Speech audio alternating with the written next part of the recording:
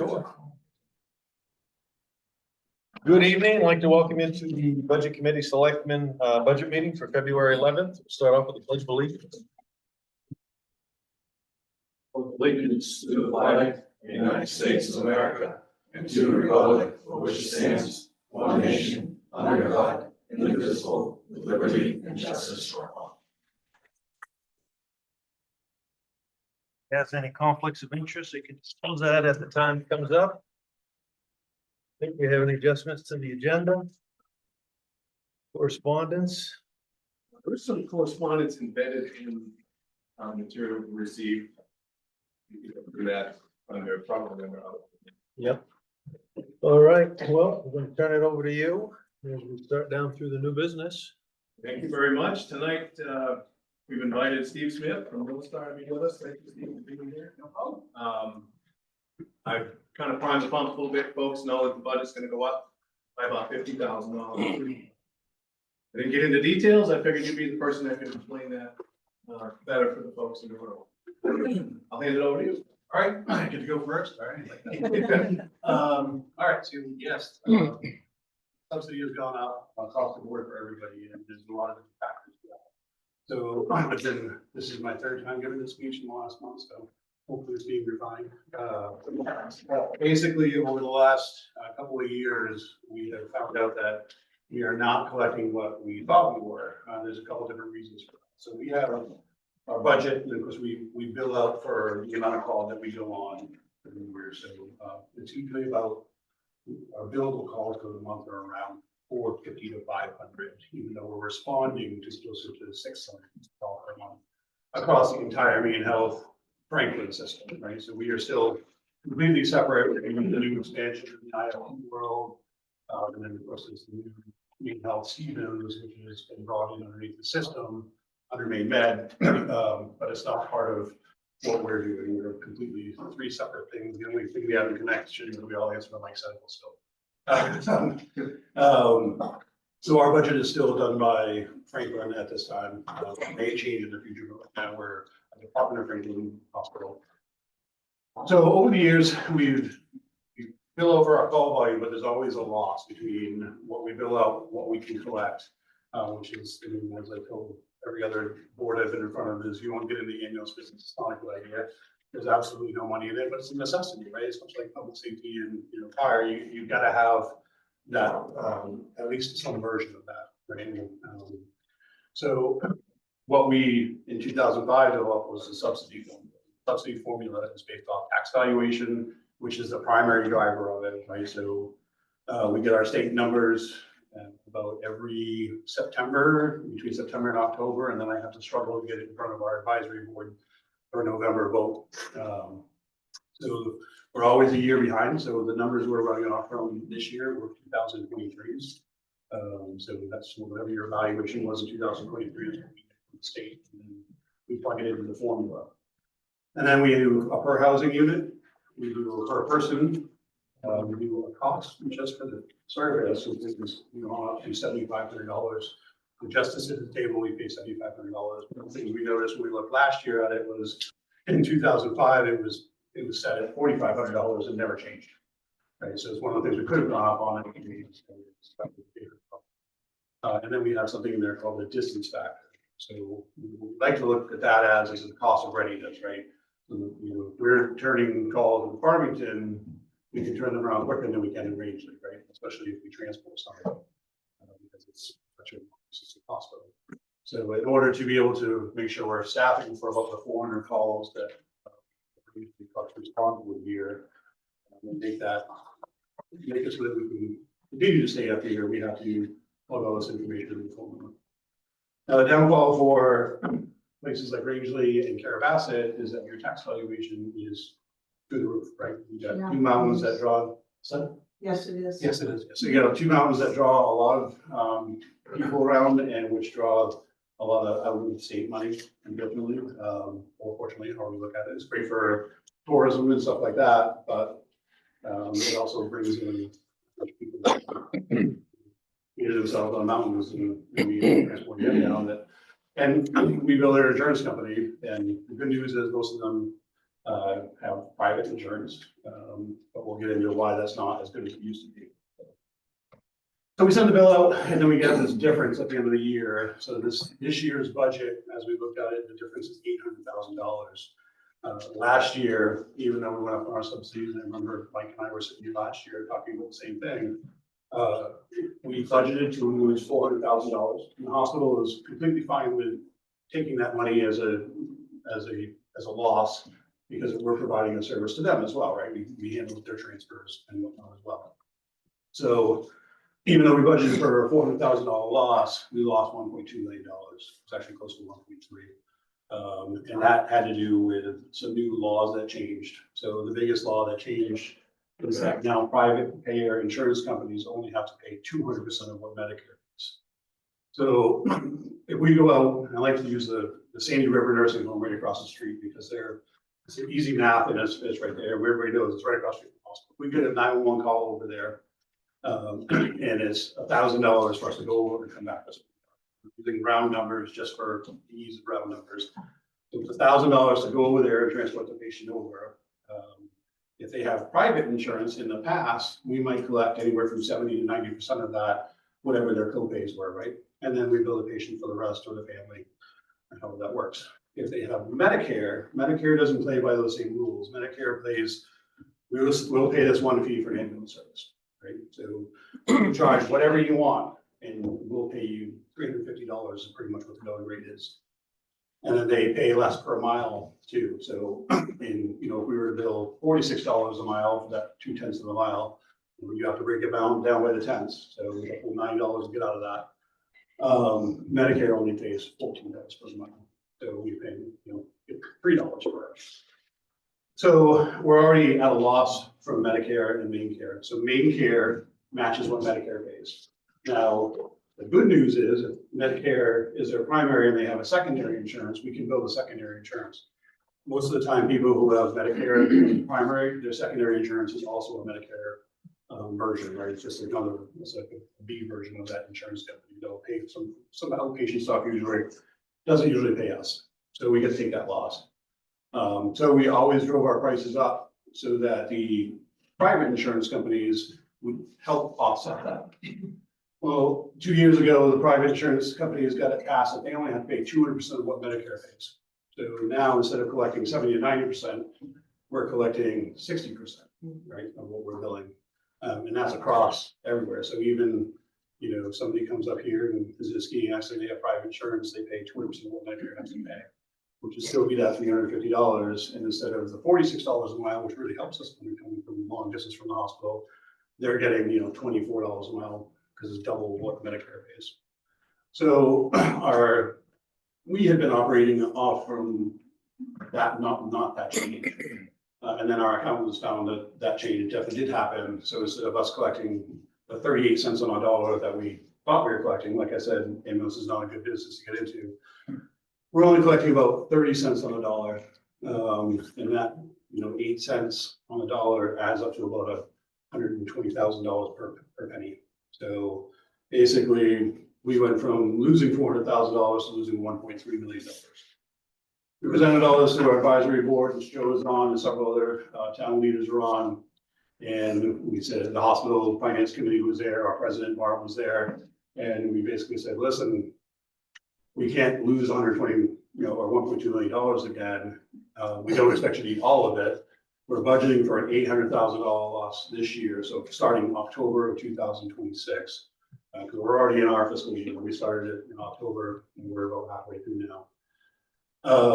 Instead of, eating all of the $800,000, we'd like you to meet us in the middle. So we played with the subsidy formula a lot, and we changed different things like we can't do much with the tax evaluation because that's a set rate, but we changed the mill rates to try to make it better and more fair for even folks in Rangeley. We changed the per person, the per capita. We increased them all by little incremental amounts. So they tried to spread it out so it wasn't just Rangeley and here past that they were eating or taking the big chunk of it. And then we raised up that fee to sit at the table so that some of the smaller towns and like I'll say Highland Plantation, theirs almost doubled. Now they're not paying a whole lot, and we only do about 8 calls a year out there. They are paying for a service. But theirs pretty much doubled and nothing's changed for them, right? They still get the 8 calls that they responded to. And they actually called me up and said, why? What's going on? This was only $4,000 or $8,000 like last year, now it's $16,000. Unfortunately, the cost of business has gone up. So that's in a nutshell why we had to move up. We went through the advisory board. We made and tried to make it as fair as possible across. This is what we came up with. We voted on it, and we have presented it, sent out the letters by the end of December, and of course you have until April 1st to either opt in or opt out. By opting in, you don't have to do anything. You just leave it alone and everything goes on as normal. And then our subsidy will increase in July of this year for you folks, which that $800,000 loss that we budgeted for really only changes by $100,000 for us, because ours changes in July for you guys, but that's the last quarter of our fiscal year. So the idea is that over next year, it'll help us not lose as much. So the hospital is still eating, the plans to eat $738,000. The good news is the first quarter has been a little bit better. And instead of losing, the quarter of the 800,000, so we'll say $200,000, we're only at like $160,000 loss. So on our end, we're watching our full-time equivalents, and basically making sure that we're staffing appropriately and not overstaffing. It's tricky because the minute you stay staffed at one person, the next call happens, and you're like, okay, where's that coming from? So Craig, who's our manager, is out there actually working a truck tonight. He's up here today working, which helps offset it because he's salary and I'm salary, so you'll see us more often on the trucks. And then we're also Monday through Friday in the office available, so if those extra calls tend to happen, thankfully, between 1 and 3 p.m. So we're there to take the heat off and be that extra truck without having to increase anything, because it's really just our salary, which is already being paid, and the cost of fuel for that truck. But hopefully the money we can bill for that, even if it's a Medicare patient, will offset that. That's kind of where we're at. I'm welcome to answer any questions and clarify anything that I can for you. Thank you for coming up, Steve. Jim Higgins.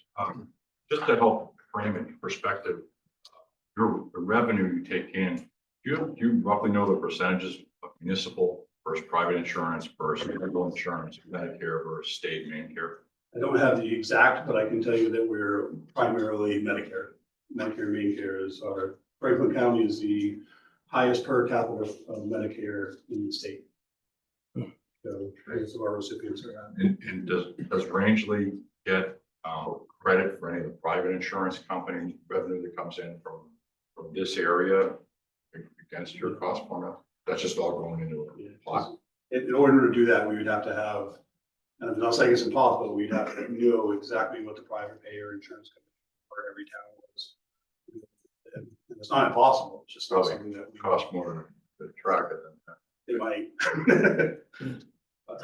And then just was in the business for a long time on the insurance side, but the 200% Medicare is when insurance companies negotiate with hospitals and physician groups, they probably only pay between 130 200% Medicare Is a higher. pretty healthy reimbursement from their perspective. It is. Just And Mike has been, that's why I'm glad he's a senior director, and he's been in negotiations with a lot of these insurance companies trying to figure out what the best rate is. They are trying to go back to legislature and get that bumped to 300%. I'm guessing it probably won't fly, but you never know. So if they raise up Medicare, you'd be in a lot better shape. So there is currently a Medicare assessment going on. It's a 5-year project. We were one of the first ones who were put into it for the state of Maine. Unfortunately, it was this last year. So we've entered in our information, but they're over the 5 years, they're going across the state of Maine and other rural states to find out what does it cost to actually staff a rural ambulance, because they don't know. They just threw a number out there, right? It's $350. That doesn't even cover what we charge or what it would cost us to go do a call, especially the further away from the hospital you get. So they have started this, but it's a 5-year project. So in 5 years, we may have some information that'll be 5 years old. And I've always said with this project, it's really different because running a service like North Star Main Health EMS is much different than running a town-funded service. And I was picked on Cundy's Harbor, which is volunteer service. You know, they respond to the calls. They've got people on their roster, but they're not staffing the truck 24/7. They are staffing, you know, they're housing an ambulance and then people come and respond out as they want. So it's definitely gonna look different across the state. We're starting to see it, I'm sure, you know, maybe you've seen it in the news. There was a place in Maine where somebody didn't contract with a town didn't contract with ambulance service. And somebody called for 911 in that service and there was nobody to respond. And they were going, the dispatch center called the people that they recently said, no, we're not gonna pay anymore. We don't think we need it. It was a small town, you know, we probably had like Highland Plantation, 8 calls a year, right? So they didn't think that they needed to pay for the service. So then the other services around were busy covering their area. And it took them a good 10 to 15 minutes to find a service that was an hour and a half away from this patient, and the patient didn't make it. So now what does that mean for that town, that service? I mean, the service didn't have an obligation to go. And that's one of the other changes that's happened in the last couple of years. Is EMS is now an essential service in the state of Maine. So you have to contract with somebody now.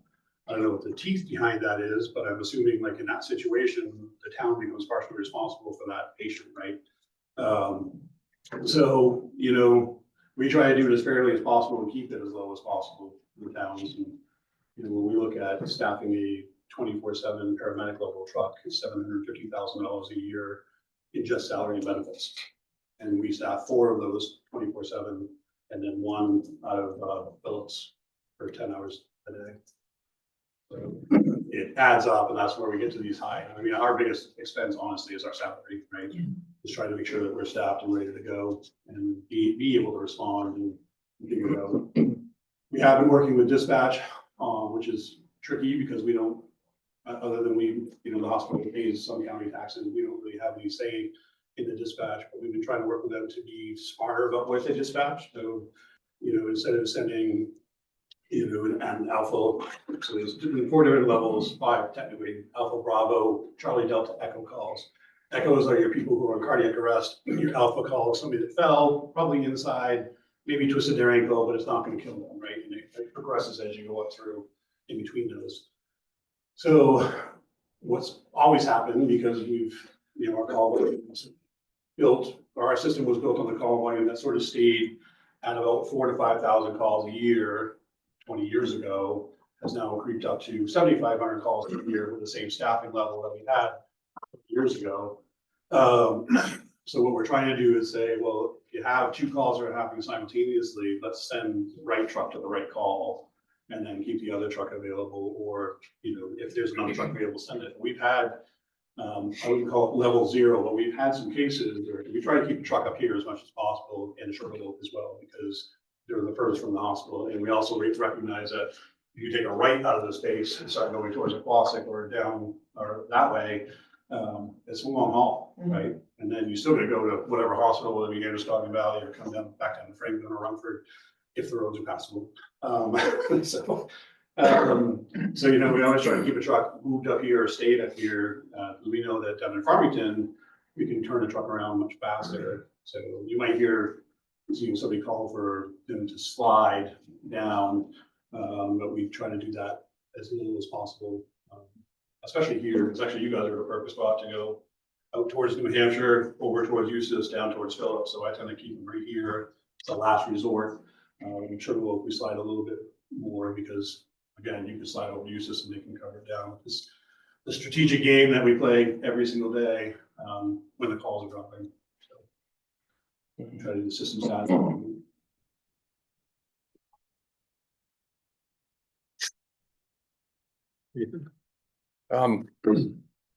What does the county kick in for money besides the towns themselves, the Franklin County itself? Did they pay you any money? The county commissioners, they kick in for the unorganized territories.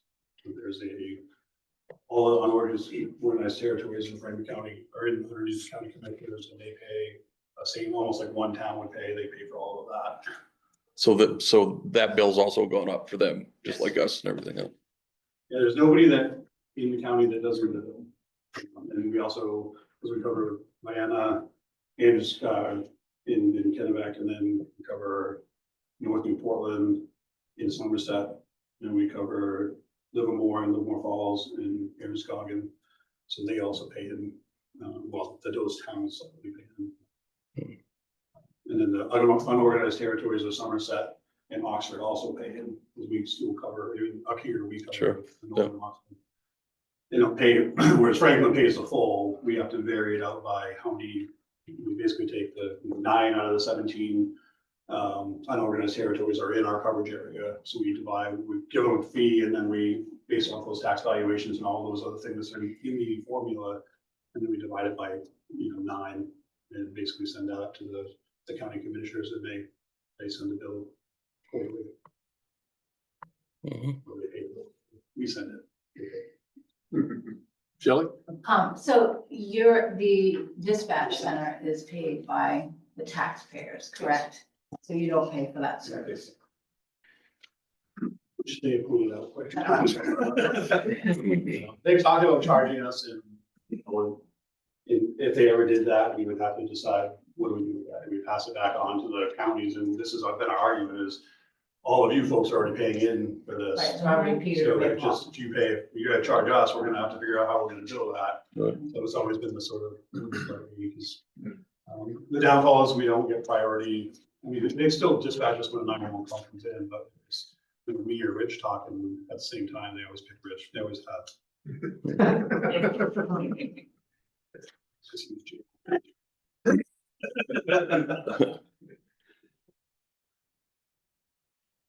Did you see Keith?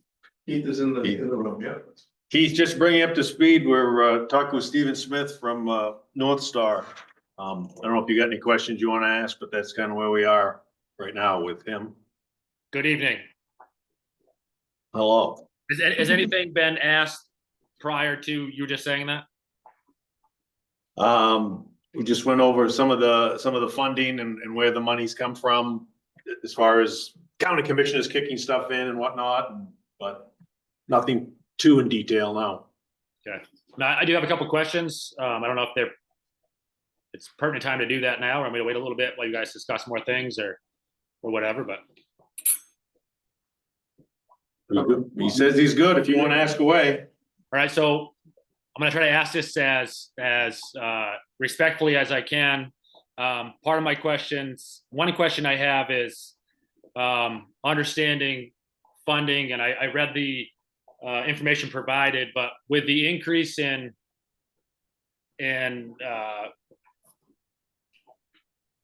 our share, one thing I have is the expectations within that money that through the contract, we already pay X. And now that there's going to be that, $46,000, $48,000 increase, I personally have seen and have heard about concerns, and I have my own concerns with response times within the current operations. One part of that. And then the other part of that is understanding. I've heard some things about staffing, and I was curious if you could tell me if you're 100% staffed. So I'll start with the latter, because I can answer that one much quicker without asking questions. We are almost 100% staffed. We are still missing one paramedic in our Sugarloaf base. This is pretty good because it's been since the COVID times that we've kind of gone waffle back and forth on staffing. We'll get fully staffed and then people will go somewhere else. So in October, we lost a paramedic to nursing money. And he decided he wanted to go make the nurse money and work down in Biddeford area where it's closer to his house. And we have not been able to fill that shift as far as a full-time employee that wants to move up there, which is always has been interesting to me because we always had to find people to come up here. They want to come to Rangeley and Sugarloaf and work in those two bases. Because you get, it's just, I mean, it's a nice area and the call volume's not as high for sure. So we are working with our talent acquisition to post those positions, and one of the biggest hiccups we've had over the years is they won't let us post our rates, our pay rates. Because as corporate, they didn't want to do that. But what we've been pushing is that every fire and EMS service in the state posts their rates. So they're looking at us that says, we have competitive wages, or here's what you're gonna make, right? So we finally, after about 2 years of hard battle, we've got them to approve that. We're hoping that that helps. We are not the best paid in the state, but we are definitely not the worst. And then we can also offer, lower call volume up here, a nice area. You can go sit at the Rangeley Lake while you're on shift and look at the lakes and the loons and whatever. So that's that.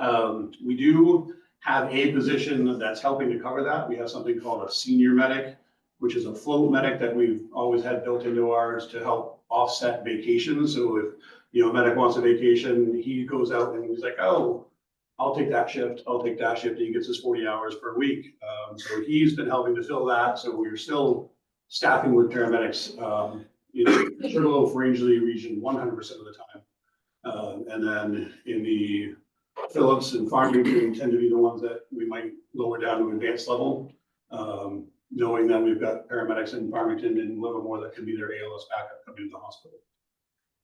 That's that question. Response times, I guess I need a little bit more on what you're looking for. You're looking for response from time of call to time to going en route, or are you looking from time of call to time of on scene? So I want to go back to the staffing portion first, if I may. Okay, yeah. So my follow-up question on that one, understanding you have a vacancy, you do have places to kind of fill in. Is it fair to say that there are above normal hours for some of these paramedics that are in place? So is some of that increase in funding due to that vacancy, but also overtime wages, or however that works? Is that a safe question or assumption? So with that one opening, no, I wouldn't say that, because the guy that does that, that's been filling that in, is a, regularly paid employee. Now, I'm not saying that we don't use overtime. Currently, right now, we have 3 paramedics out on personal injuries that thank God they weren't at work, but unfortunately that doesn't help them come to work. So there has been a lot in the last month and a half of overtime, because all 3 of them apparently got hurt at the same time.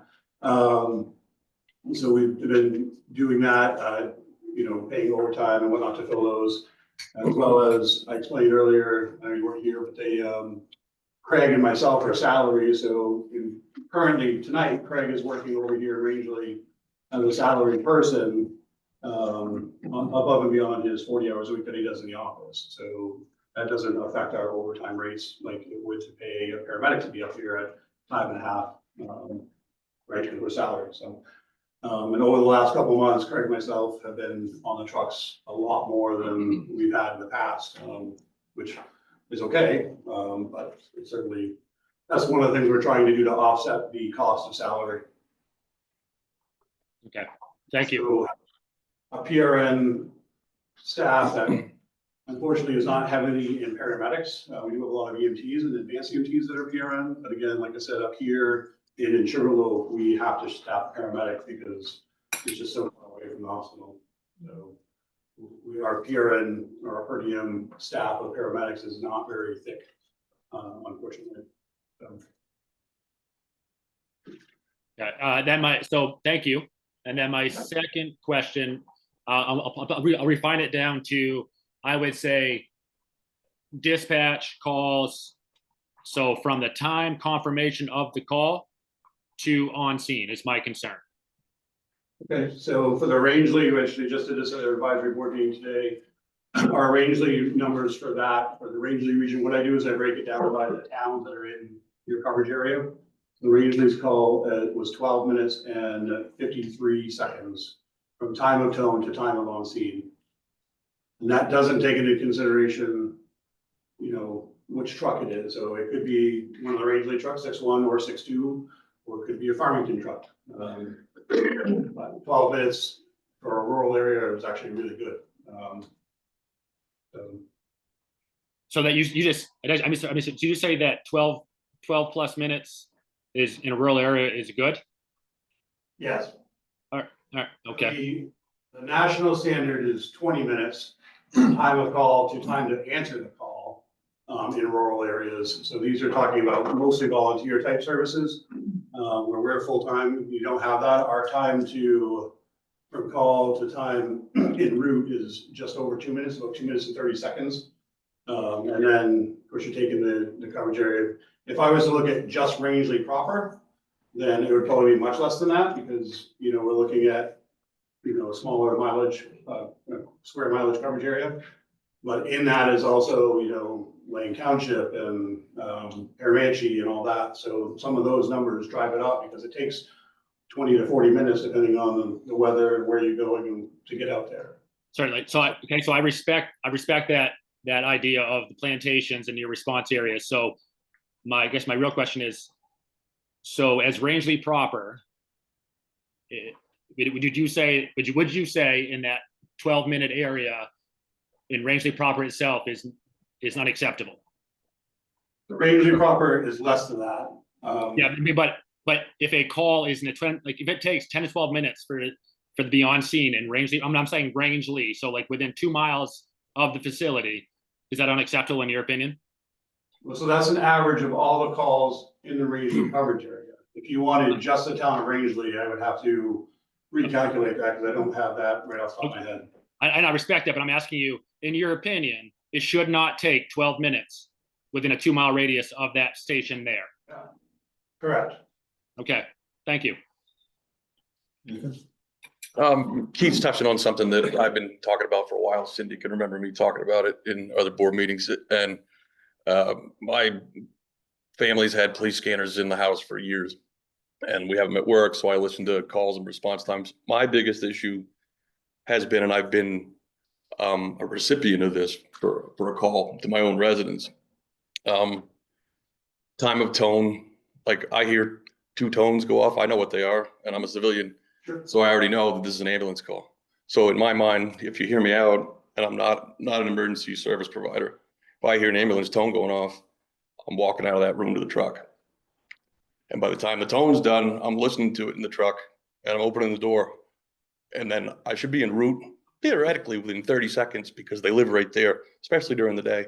And I've heard many, many calls that the en route after copy the call is way more than 2.5 minutes, and it's unacceptable, and it has been for a long time.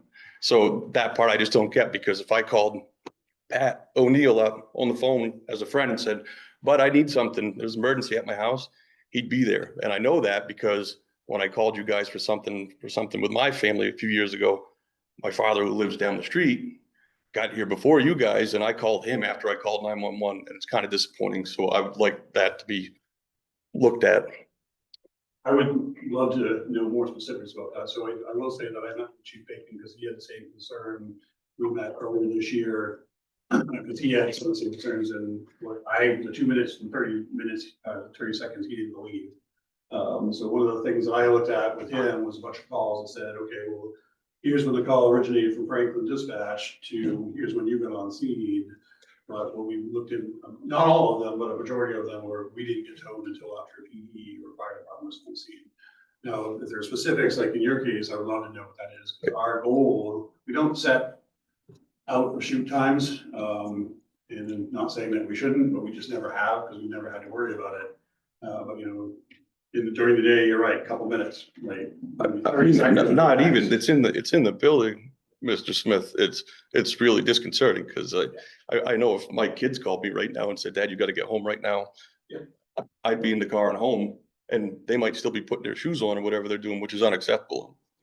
That's just how I feel about it. And I pay attention when I hear scanner calls, and I know darn well that Chief Bacon beat you guys handily. And that's not just because he works for us. There should be like the national standard for out the door time is about 2 minutes. I hope that it looks like we're doing 2 minutes, 30 seconds across the system, and then here as well.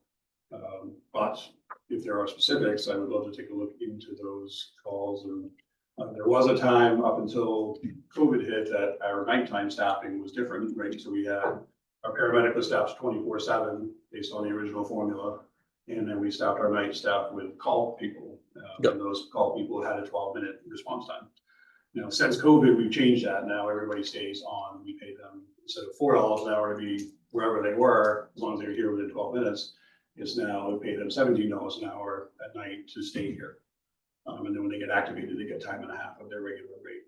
So I would hope that has helped some of that. I don't know when your call was, but I just happened to have that experience, but I've heard plenty of other ones.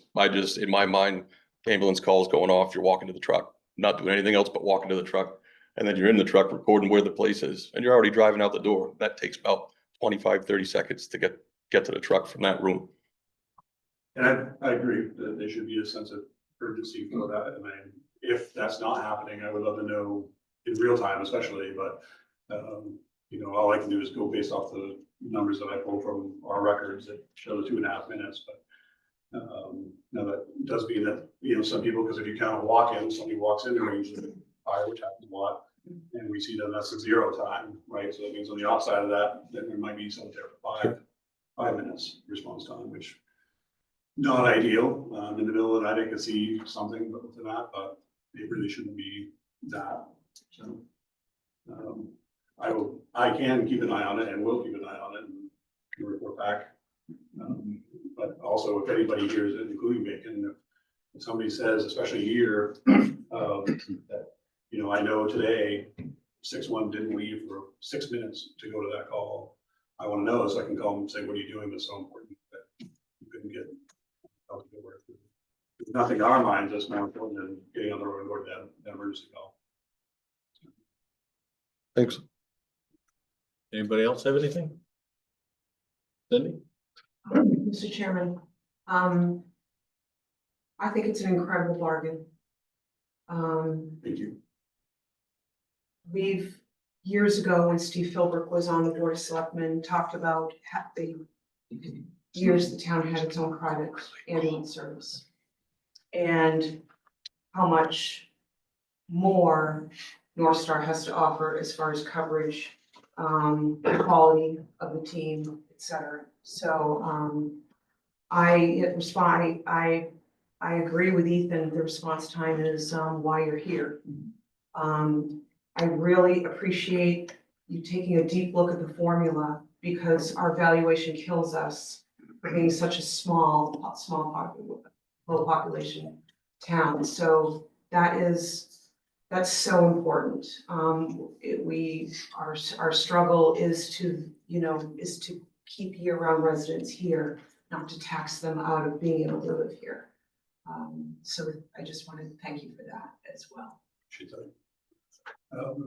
Mike and myself have had a discussion with Sugarloaf a little bit, and we're trying to figure out, is it worth the Saddleback too, is to say, a lot of, Sugarloaf has asked me for numbers on how often are we going to the mountain versus, which is not the easiest thing to find because they have about 3 different addresses for their ski patrol.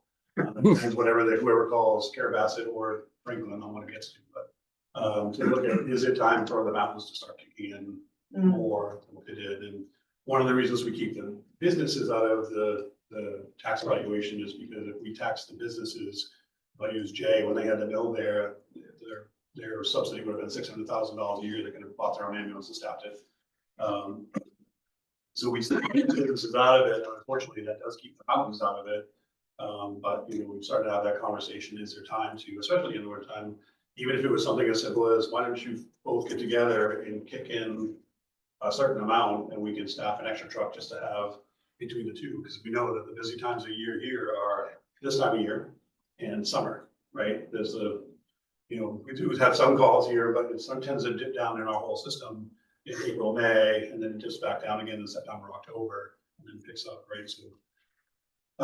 So even if they could help offset just that winter time and give us some extra stuff, but those are very hard conversations to have with people who don't want to give up their money, right? So.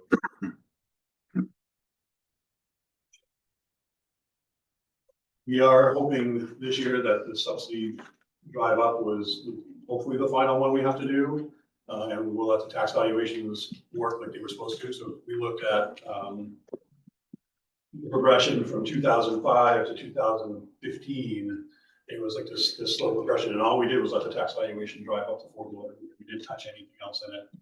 And then in 2015, we actually made money, and the hospital administrator that year didn't like that because we were a not-for-profit. So he decided that we would give the money back to the towns. So then we all got a tax subsidy or subsidy credit that year, and the next few years after that. So as we started noticing over the last 2 to 3 years that we're losing more and more money, some of it driven up because we did. In order to stay competitive in 2023, we had to get about an $8 base increment, which was not budgeted. We're going to do our budget in February, and then they make the change in January, and they tell us in December what it's going to be. Like, oh, great, because we didn't budget for that. But so that we thought that drove it up. So that was one of the years that we said, well, we'll have this the credit. We're back to losing money again, so we'll have that credit. So basically, we saw a little jump that year, and then last year we got rid of the credit altogether. And then this year it still wasn't enough, so we had to is by our chief financial officer, Dan Bazemore, is that now that we've made this adjustment, we're gonna, then the insurance companies will hopefully even down what they're doing, that the tax valuation should just drive it up incrementally again, so you would see it come back up slowly instead of these big jumps like we've had to do. All right, Shelley? Do you still have walk-ins? that Here? still come in? Yeah. This is our highest rate of walk-ins. So, yeah, they pop in all the time, and hey, can you look at what we're doing? Should I go to the, Yeah, should I go to the yeah. hospital? Am I okay to drive myself? Yeah. So interestingly enough, we run anywhere from 400 to 450 calls in the regionally coverage area. And about 260 of those are transported. So, you know, if you go back to $1,000 per transport, obviously it costs more. It's probably closer to $2,000 from here. But we're getting reimbursed as an average for all of our calls at $800 a call. So even though it might cost us $2,000 to run the call, and we do start to finish, that's what we're building out. This is even down from last year. We were close to 1,000 per call, which I think that was great. Let's just start dipping down. We do also have, just so you know, we're not saying, well, this is it, this is the way it is. We have EMS specialist billers that Maine Health has contracted with that are looking at every single call that we do and saying, can we get more bang for our buck out of it? If it's gonna be denied, here's why I get denied. Can we better document that call or know how to better document the calls?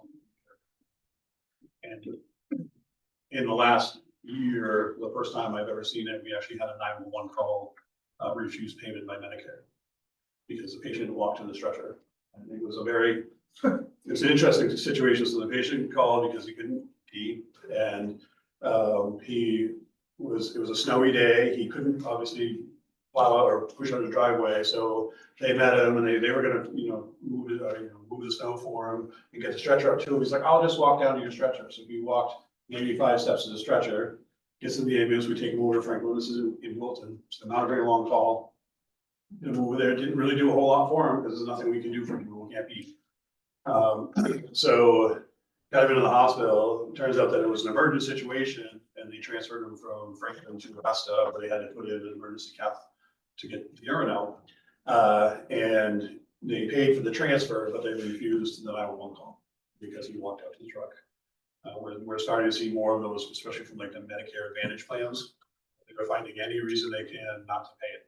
And we've never had to deal with this with 911 calls. It's always been the transfers that do it at the hospital, like, gotta go back to the nursing home, the wheelchair van's not available, can you just do it for us? And we know we're not gonna get paid for those hospital fees, that, right? So we knew that happened. To get one on a 911 call was pretty shocking to me, because if that's one of them, that the only reason I found out about was because the guy called me and said, why did I get a bill for this? I have Medicare. Tried to help them out as much as I could, and that's what we found out, is that they didn't want to pay it because he walked out. So. Well, thank you, Stephen, for coming up tonight, making some questions and shedding some light on that. Feel free, reach out. This is budget season, so if you need me to come to more meetings or town meetings, let me know. Joe has a direct line to me, but he's welcome to share it with any of you. So if you have any questions or specifics about something that you're looking into, please let me know. I'm happy to data dig. It's actually one of the things I enjoy doing in my job. Digging is not. Data digging, I don't mind doing it. Thank you. Thanks for coming up. Appreciate it. Hope folks have a good day. Safe travel down the hill.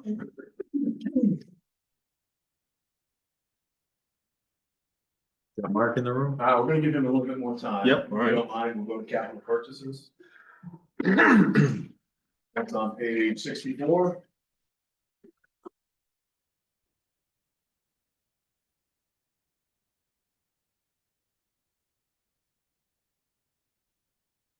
This here are some items that I'm proposing to raise and appropriate. There are some other items in the sheets that would be reserved purchases. First is SCBA equipment. 24,000. That's 2 tanks, as I understand it. Parks and Rec van. That's under 4004. I should say, to back up, 4802. It's a fire department. SCBA is self-contained breathing apparatus. Down to 4004 is Parks and Rec van. The proposal is to purchase a passenger van. I know it's a small picture, but it looks like this. I'm sure you folks have seen these on the road. I think it's $61,000. That would be used for rec programming and take folks to trips or special events. And then the off time, it would, the proposal is to replace one of the Parks and Rec vehicles with this, one of the pickup trucks, trade that in or sell it. And this would also serve in the off time when it wasn't being used for events for the director to get around town as needed. Shelley? So for the van, have you looked at, like, how many times you're gonna use it a year? Is it gonna sit in it? No, it's gonna be my vehicle slash the rec vehicle. It's gonna replace the F-150 that I have right now. So primarily the primary use is for the recreation for when we have events. So right now, what I'm trying to do, without a community center, I'm trying to build my program, and having this, we're able to, like a normal group of 12 kids, we could do hiking trips, transport them all. We could go down to Portland to baseball games. So that would be the primary use, but on the other end, we have anything from my daily work, it'd be my vehicle for work. We'd also have it for like events, like if we had some kind of a meeting down in Augusta, or, it's a multi-use vehicle. Is what it's gonna be. And then my 150 would be traded in towards this. Also. That's right. So what's your F-250 being used for now? My 150? 150. It's basically, it's my vehicle for, getting around town, like during the summer, in the park, it's transportation. So is that what the dump goes in and stuff like that, or is that someone else's vehicle? That is Public Works. They have their own utility Okay. vehicle. All right, and I'm gonna keep going with you because. But I also use it for like, events, this truck for events for transporting, during the summer, it's getting stuff around for the rec program. It's a multi-use vehicle. Sorry. What's the liability having kids in there for the town? And you get in an accident? Are you the only driver, or does someone have to be qualified, take certain classes to drive that? We would go through MMA. They have programs. It's like with me when I borrow the bus up at school. There's courses you gotta take. That we go through MMA to, it's like an hour course video that you take tests and so on. And also it's a vehicle that's under the 26,000 pounds gross weight. So you would only need a Class C license for it. But we would have a policy in place in town, which may be like 21 plus to drive it. So.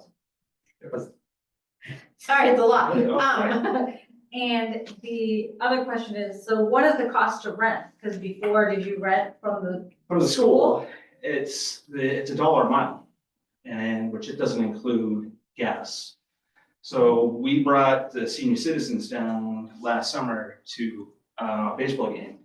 And this was without the tickets. It costed, I can remember, probably close to $350, $400. Because you got your gas, your round trip to Portland, $1 a mile. And we can't afford that. You know, when you think about all what you spend on the actual event.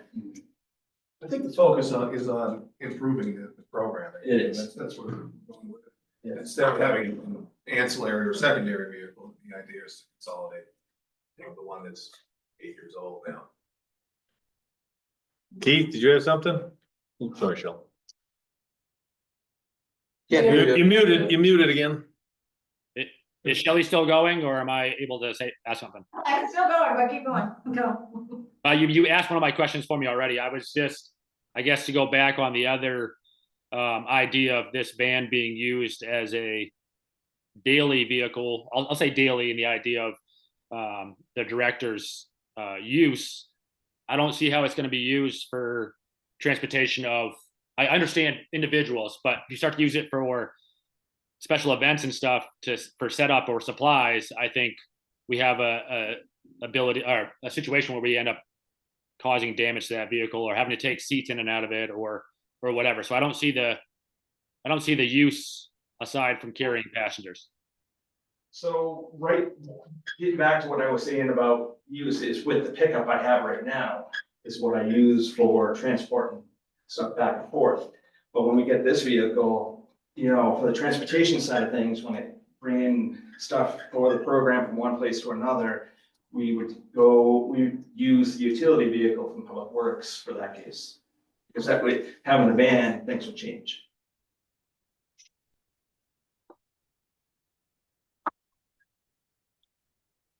What's that? Yeah, sorry. Yes. All right. Shelley? So how many trips is it gonna be? I mean, I couldn't tell you right now. I mean, by getting this, we're able to plan more moving forward. right, but within your budget items that you have Right now, now, we have baseball games during the summer. It could be basketball games during the winter. Stuff that I couldn't afford with how we rent transportation from the school. This would help me improve my program, being able to do stuff that I'm already doing and then some. One of my goals is senior citizens, doing more programs for them, and having transportation like this would expand that.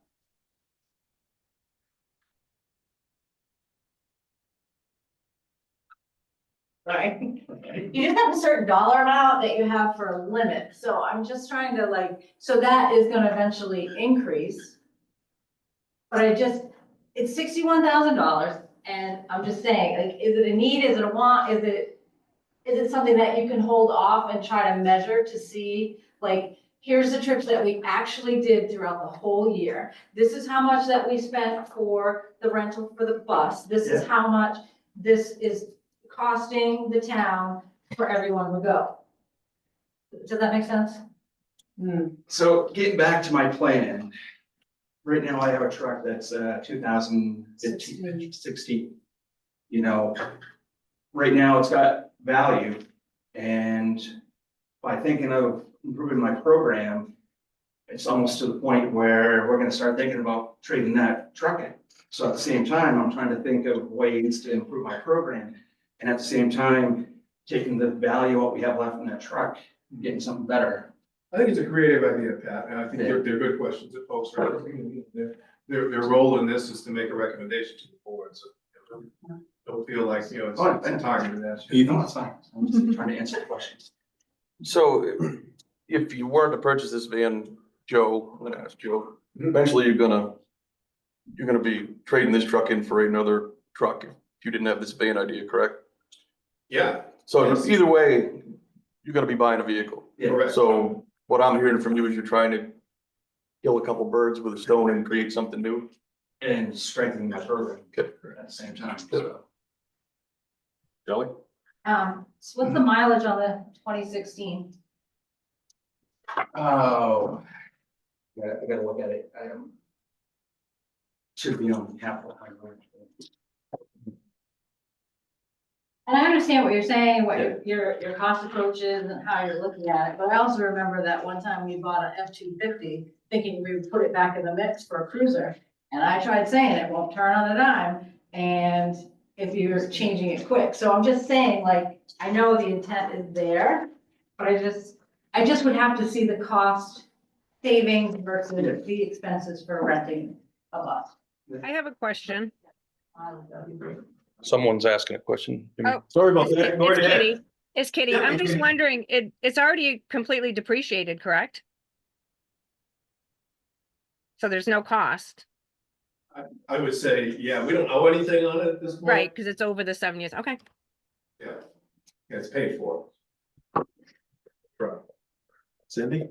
So is the 61,000 the total cost for the van, or is it, have you factored in the trade-in value of the F-150? That is the total cost. Total cost. So. So how will the F-150 money come in, to play with this credit or with this purchase? So it would either be traded in, I would prefer to sell it outright. I think we do better that way when we do it. And then typically what happens with that is it automatically goes to the reserve account, which it came from. So it would be a credit to the reserve.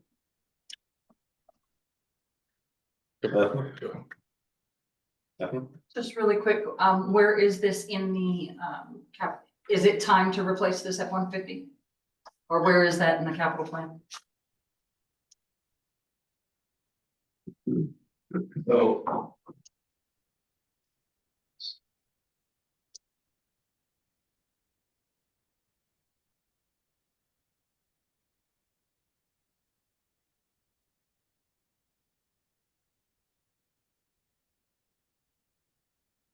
It is not marked with the time frame. Expected life, actually expected life, it says. 8 years.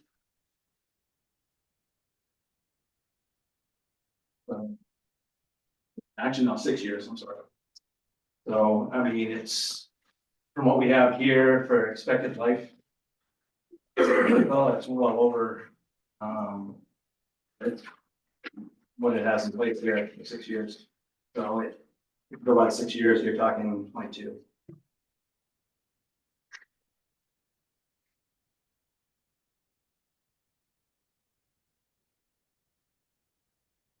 Follow up on that question, Mr. Chair, the discussions about this particular truck, I could find that time to answer your question. They're in good shape, they're fairly low miles on them. And I think I said in the last budget season, we can get some more time out of these. So I don't want to give people the wrong impression that this is a proposal because the truck needs to go right now. It's a creative idea that the director has, I support. We've got to talk it through. And I think it's worth talking about on the open, it's a good idea, but it's not intended to replace a truck that truck's decent. Does still have some value, which my theory, as I talked about last budget season, I think that's the time to dispose of things, is when they still have some latent value to the town, as opposed to when they're completely crap. So we could get, to summarize, we can get some more of that. Shelley? Oops, sorry. Sorry, I just wanted to follow up. I think everybody understands I'm just a strong proponent of following the capital plan. It's incumbent on us to make sure we update it as frequently as is necessary. And I just wanted to make sure where there was conversation that it was going to replace something, that it was doing so in the timely cycle that it was supposed to. But it sounds like, and I wholeheartedly support brilliant ideas. You know that, Patty. Yeah, I wholeheartedly support a viable Parks and Recs department. I think it went by the wayside for way too long. I have the utmost respect for a particular individual who handled that department phenomenally. You are doing a bang up job moving it into a positive future. I just want to make sure that, you know, we're saying, well, it's going to replace the truck, but it's not time to replace that truck. So technically it's not. We're going to have a third vehicle for the Parks and Rec department. Is that what I'm hearing? No, the intent is, so if this passes, the intent is to dispose of the current pickup. I just want to be very clear that the truck is still up and running, and if the van doesn't pass, we're gonna keep the truck going. But the intent is not to add another. I mean, being on the budget committee and being in your spot, and going through a number of budgets, we have come a long way with keeping our vehicles up to date. I don't necessarily think it's like every 6 years because there's not big mileage on that stuff. So I just want us to be wise about funding for things that we can hold off. And then maybe put some money into the capital reserve and save out for those in smaller increments. And I think this is a perfect time just to kind of, if I could, Mr. Chair, kind of reinforce what I've said a few times about me. Those recommendations are the type of things that I think the board will be looking for before they make their votes. So if that can be articulated into, you know, your summary after Marty and I meet with the budget committees. So if they have it ahead of time before they vote, those are things that probably would be useful for them to. I know they've heard you say it, but when they have it summarized, I think it would be helpful. Probably be a good goal as we go through this process. Because I've released it, it's now up to you to do what you're doing with it. Then the board will have it to make their votes on it. Procedurally, I thought it'd be worth kind of going over that. No, thank you. Anybody have anything else? Debbie? Yeah, so just a follow-up comment, I think that's, you know, that's kind of part of the shock with this. It's not that we don't want a viable, or I don't want a viable Parks and Rec program, but it's why wasn't this planned for?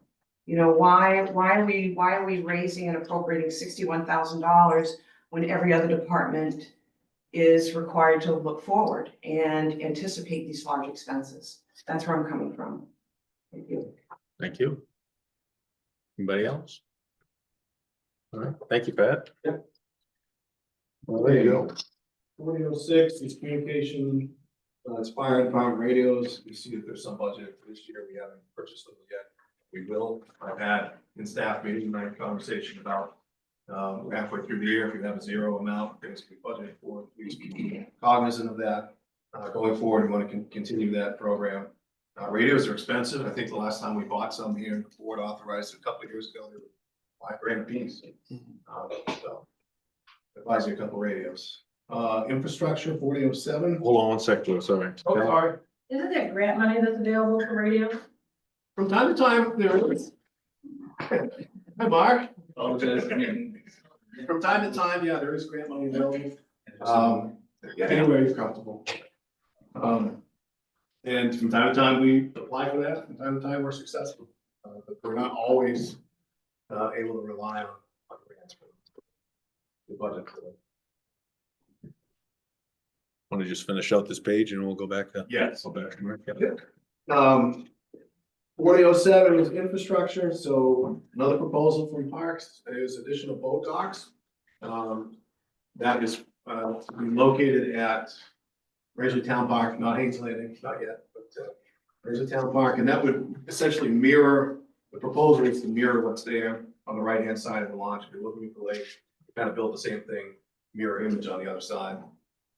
Same materials, easy docks, plastic, or composite, set up essentially the same way. That's, I believe, been discussed with the Parks Commission. There's some interest in putting that in the budget.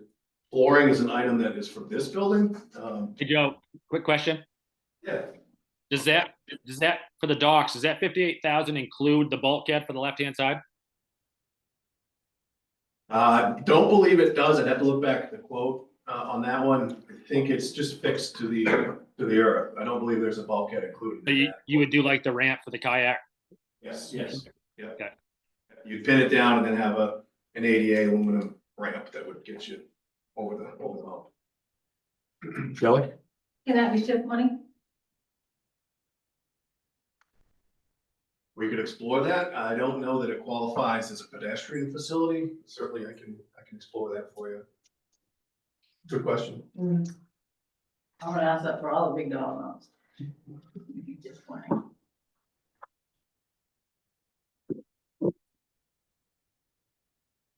Flooring is the next item. Flooring is for this building, from here that way, not that way, not the EMS quarters.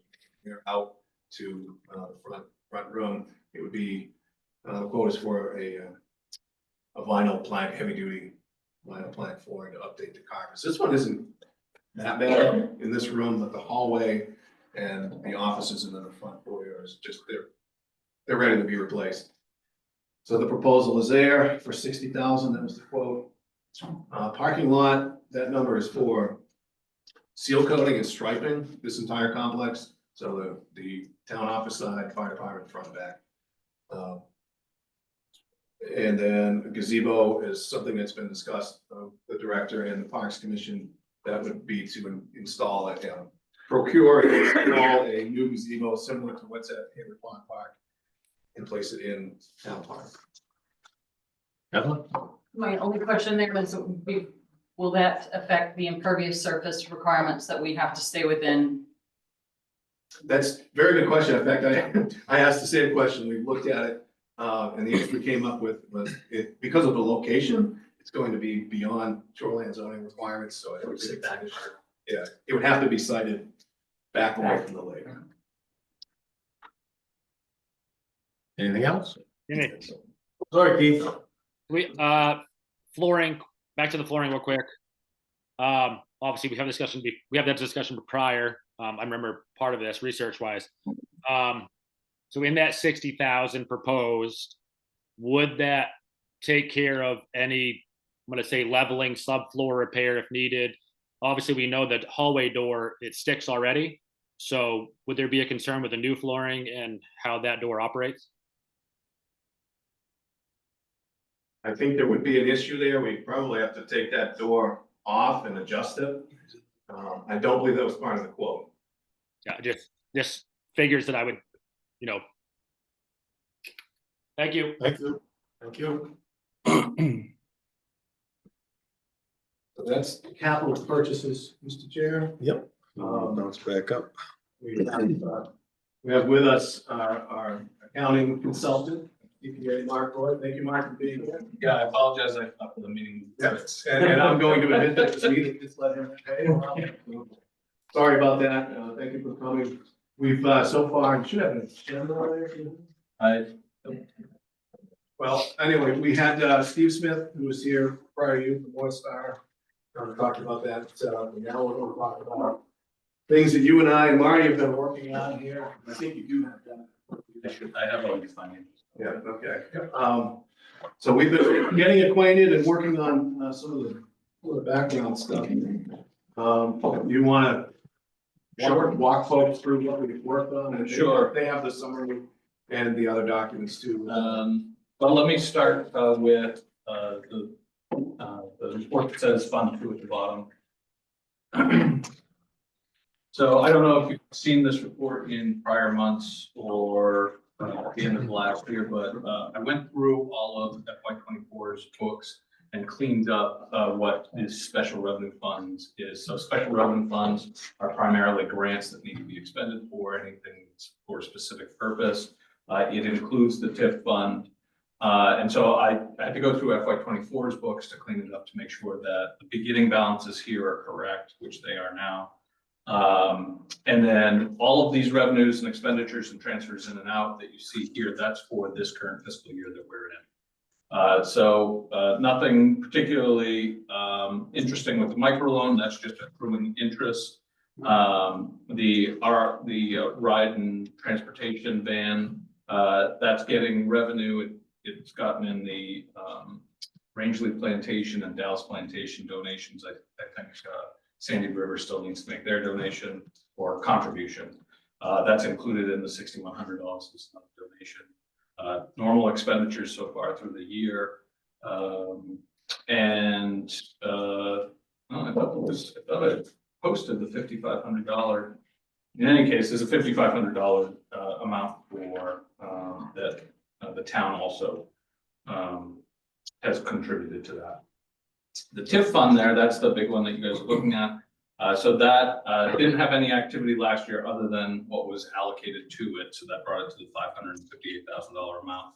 This year, $385,000 was allocated, and those expenditures that you see there for $280,000, that's Aquasic Park stuff. And then additionally, there's going to be the fish stream expenditures that come out of there. So depending on where those come in, I think that's going to be another $300,000.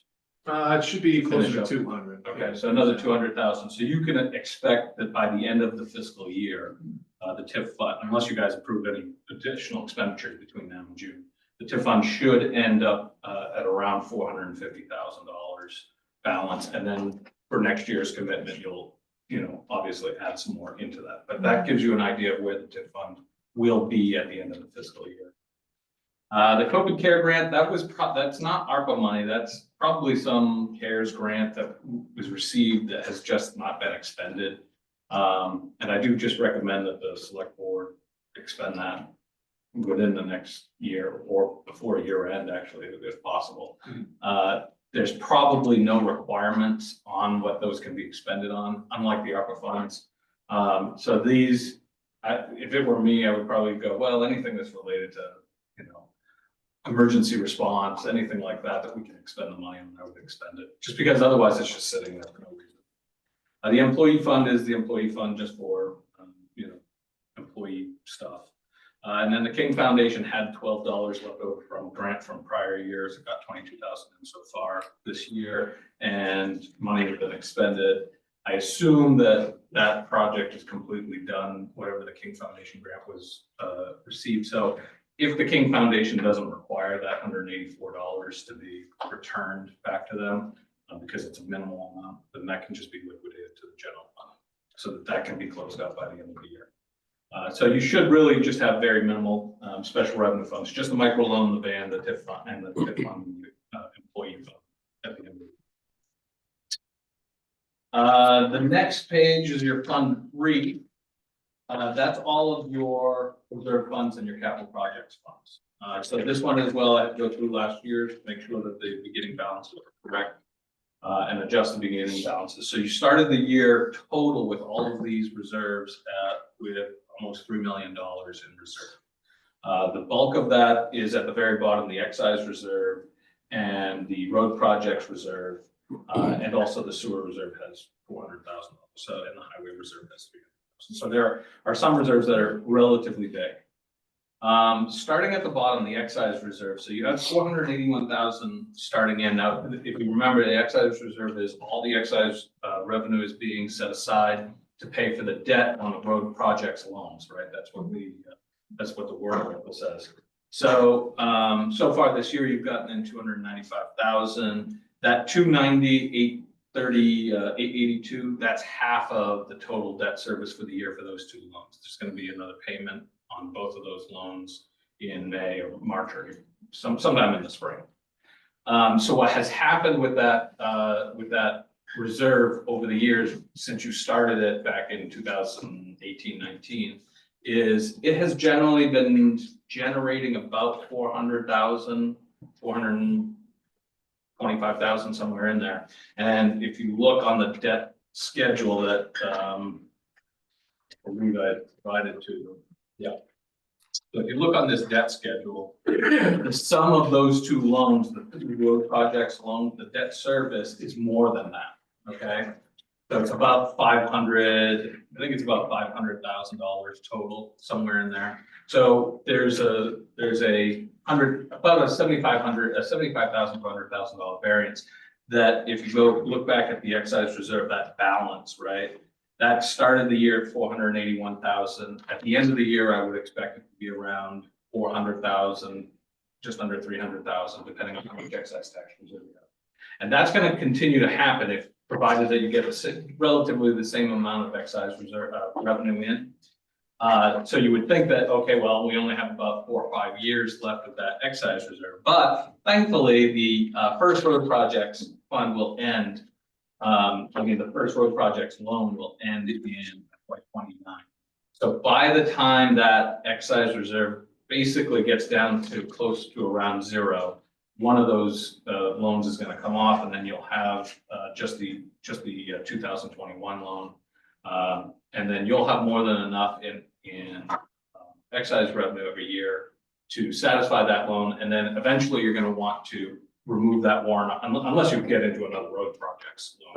You're gonna wanna remove that article, so the excise tax keep going for no reason, right?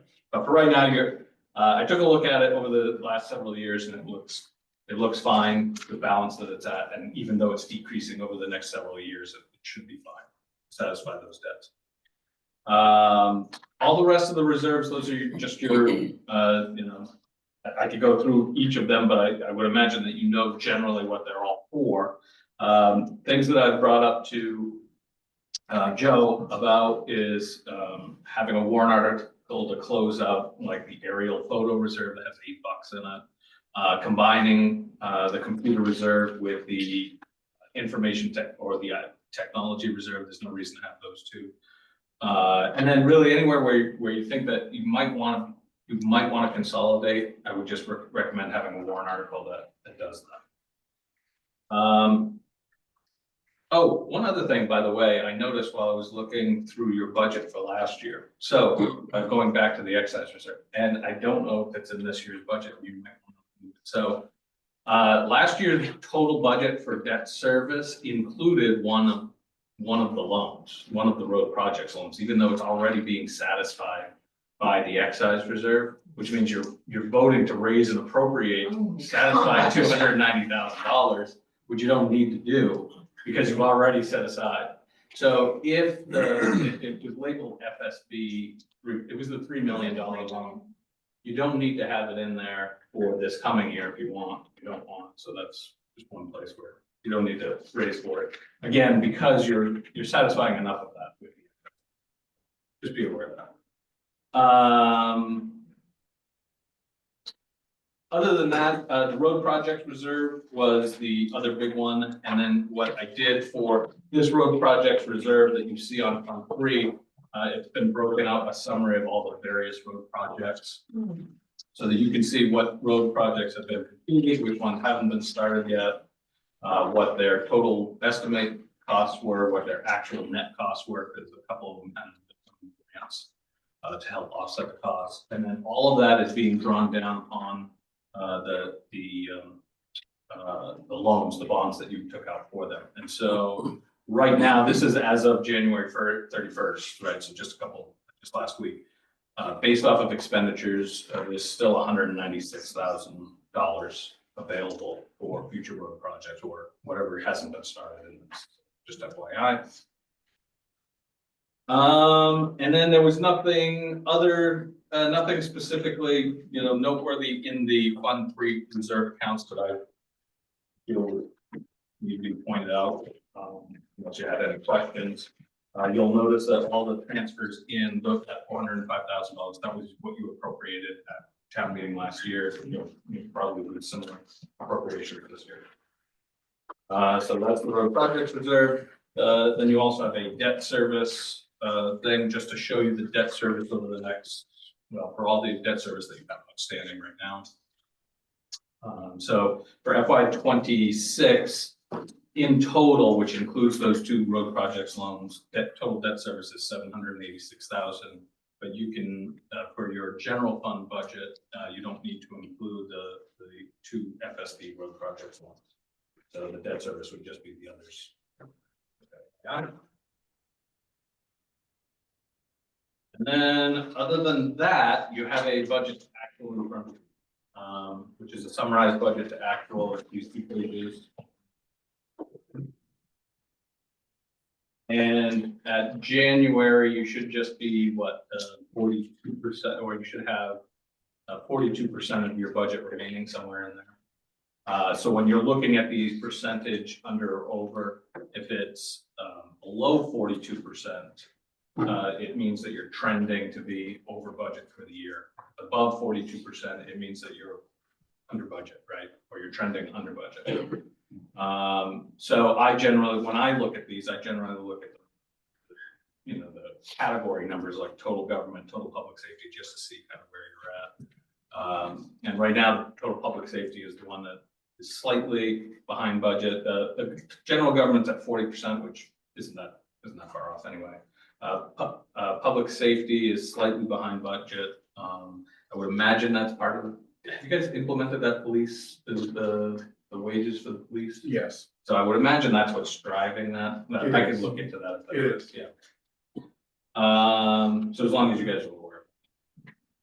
Anything else, everything else didn't, looked fine. The transfers out, if you see on page 2, you have 0 budget left. That's because that's just one-off type of thing. So you would expect to have no more.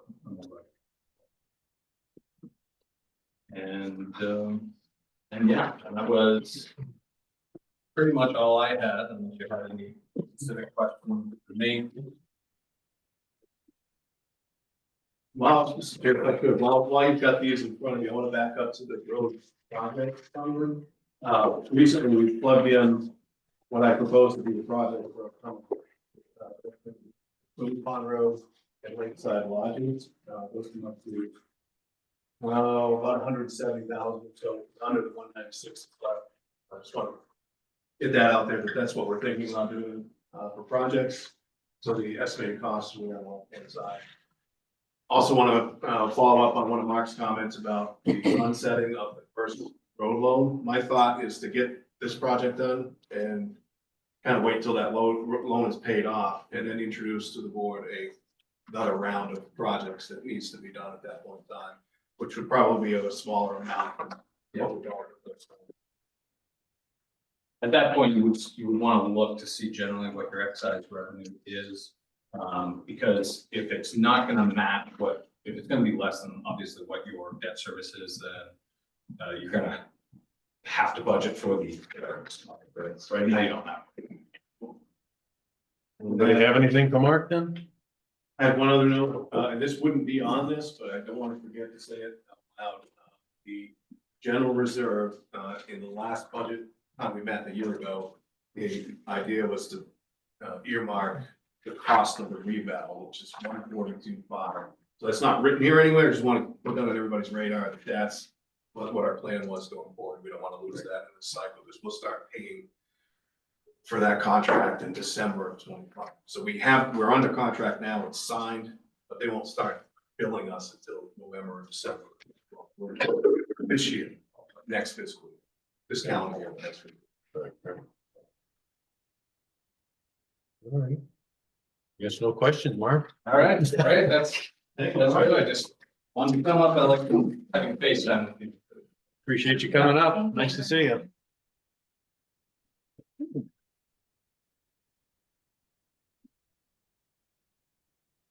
Takes us to capital reserve proposals. You've seen we're current day, and Mark is correct that you see proposals that are similar to what's in the budget. Currently, I think it's a little bit less. That is page 65. So 75,000 for fire, 75,000 for public works, 30 for police, 50 for solid waste, 50 for town park, and 100 for senior reserve. I think we're less 25,000 than the year we're in now because the cemetery's got a healthy balance with no project.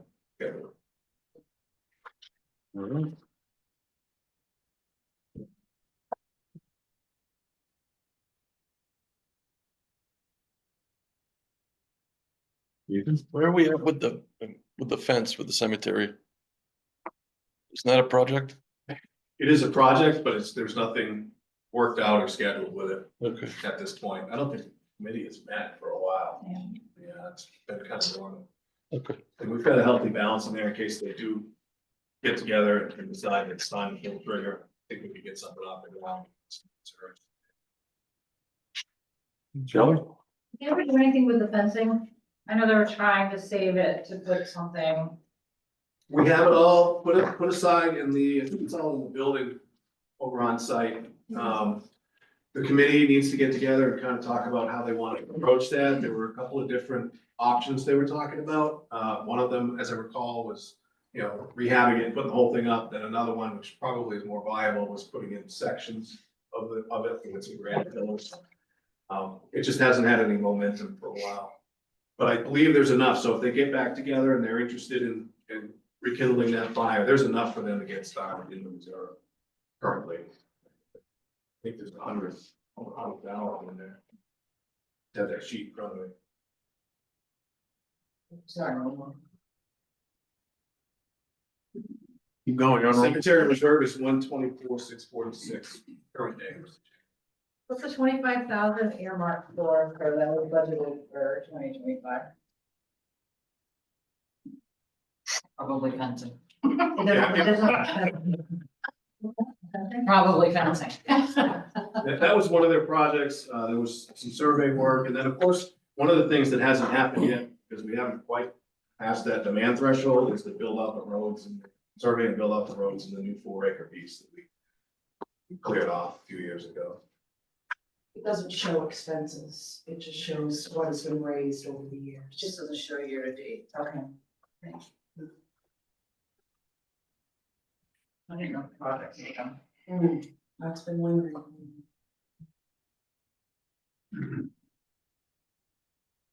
All right, back to, well, that was reserves, capital reserves. Next item is health drive.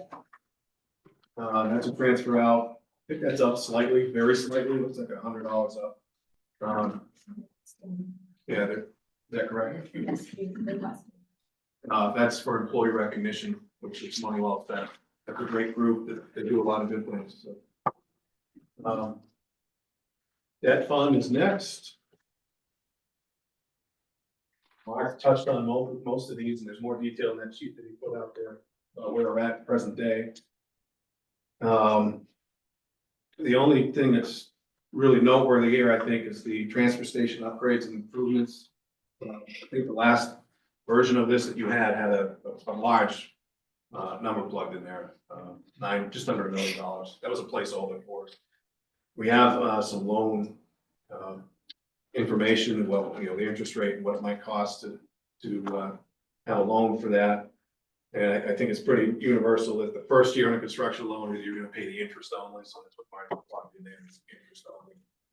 One thing that's a little bit different here is, could be different, is that I've asked if we could plug in engineering into that, and the answer is yes. So you may be looking, if you decide to go this path, it could be 1.3, 1.4 million with engineering. Engineering is, I think it was in your packets, about 200,000 for this project. And I think if we're going to bundle it, I know if we're going to bundle it into one project with the intent of getting it off the ground, we're gonna need an engineer, give us a design, help us through the bidding process, and then be on board until it's complete. So it's a necessary cost to have engineering services. One sidebar that I did think of actually today, a different approach to this could be if we're willing to go a little slower, a different approach could be to use the reserve funds to hire the engineer, get it drawn out, get it planned out in this year, and then delay construction another year, and then think about a loan at that point. Then you have that extra year of grace, because you're only paying the interest the first year on what you draw. So if you don't draw anything, you wouldn't pay interest. Shelley, sorry.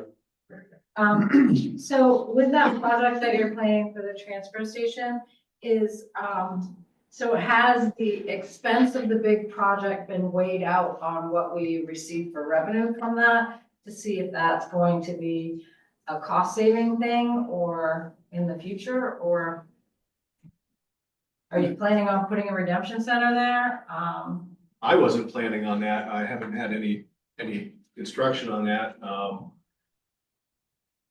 I don't know how the town would handle that unless the town, took the deposit themselves, for revenue. I guess right now we're doing it as a third party to kind of help out fire association.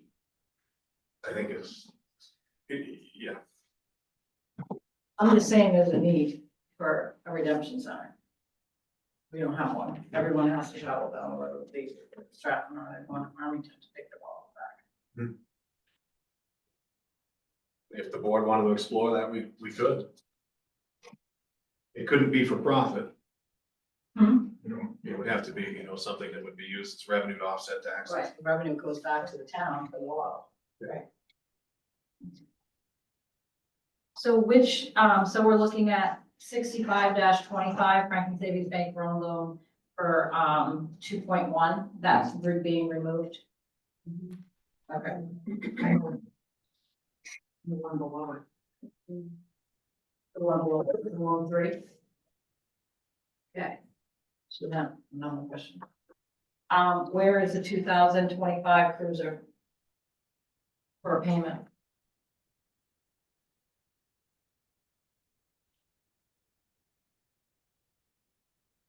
I think the plan on that was to, It's under the Ford motor credit, it shouldn't be called Ford motor credit.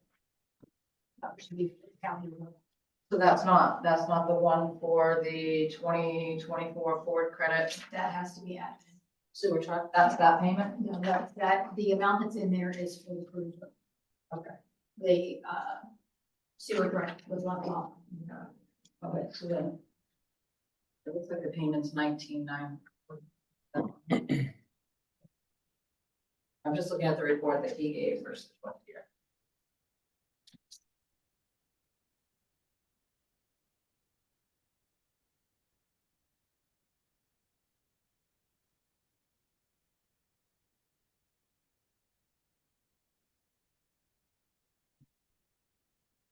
okay, any other questions on the transfer station project? Okay, any other questions on that fund in general? Next, we go to TIP, and I put together a page that looks like this. Got some TIP eligible projects on there. Number one, is the Quasi Phase 2 design. We've got phase 1 complete, been a hit, and we want to start planning for second phase. Which will incorporate pedestrian access and among other things. So that's the design, 49,000. Main Street and sidewalk improvements design is 56. Again, that's having an engineer on board for all the Main Street projects, getting it out to bid, helping with bidding, helping with questions throughout the process, making sure it accomplishes what it needs to accomplish. And then third line down, second footnote is the actual construction. And this is an estimate from the engineer. It does include a contingency. And I should back up to the one above, to that footnote. That includes part-time resident inspection while the construction is in progress. And then the last item is Scenic Byways Gateway construction. This is the local share that we would budget for to pay our share of the construction portion of this. It's probably a good time for me to kind of break the ice on a conversation I had with our engineer yesterday. The designs as drawn up there are more expensive than you might imagine, more expensive than what the grant would cover. So we probably won't be able to build it out to that capacity with what the grant amount is. But I think we can phase it so that we build what the grant will pay for first, and then you'll have the design done to pay for down the road if the town desires that. These are TIF projects. As Mark mentioned earlier, you'll have 450,000 or so at the end of this year. That's prior to even having your discussion and commitment time about what you're going to capture for next year. And that would be a time that the board would think about, do we want to do more with those projects and more with other projects? More than 75% or less than 50%. So that's TIF. Overlay, you're not gonna talk about something to be overlaid to. That's something that happens every time. But I wanted to kind of go through what that is for folks that might be new to it.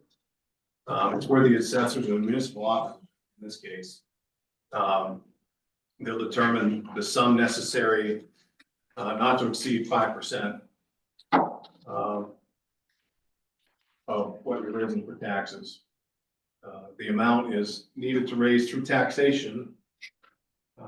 It is meant to cover an estimated value for abatements. So this is what assessors use when there's a challenge to what someone's assessment has been.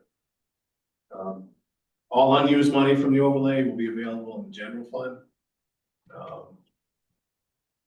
The overlay is funds raised through taxation is above the amount needed.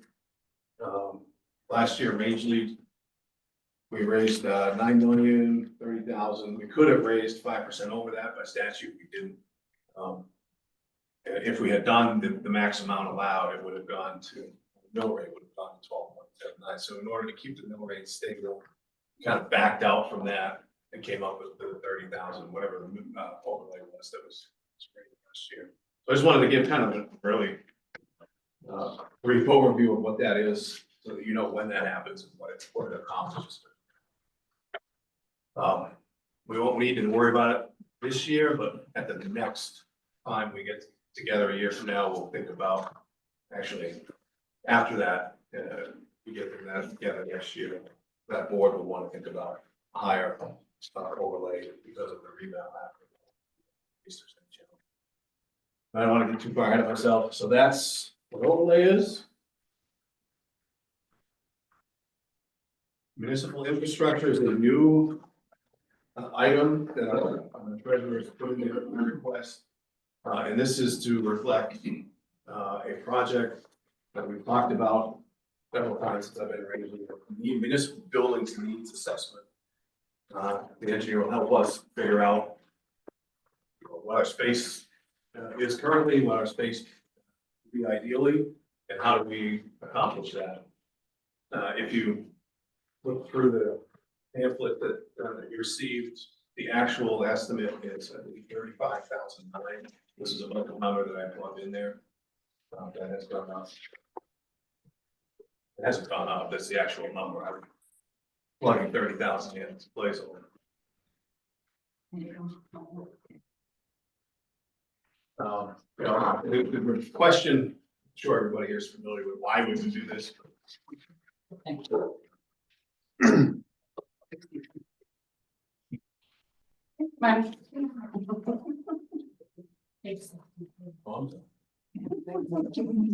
Like it's 33. Yeah, this is where we would talk about, needs for office space here, needs for public safety, needs for recreation facility, if that's something that the board wants to incorporate in that conversation. This would help us with that. And because it didn't, Marty and I talked about where to put this in the budget.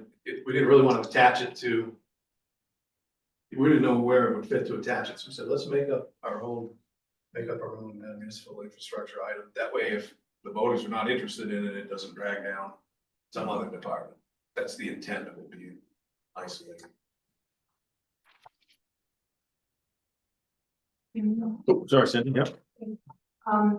So just, I know ideas that have been batted around previously was to move the ambulance crew and open up that area for police, free up space. They have place for cruisers, 3 School Street.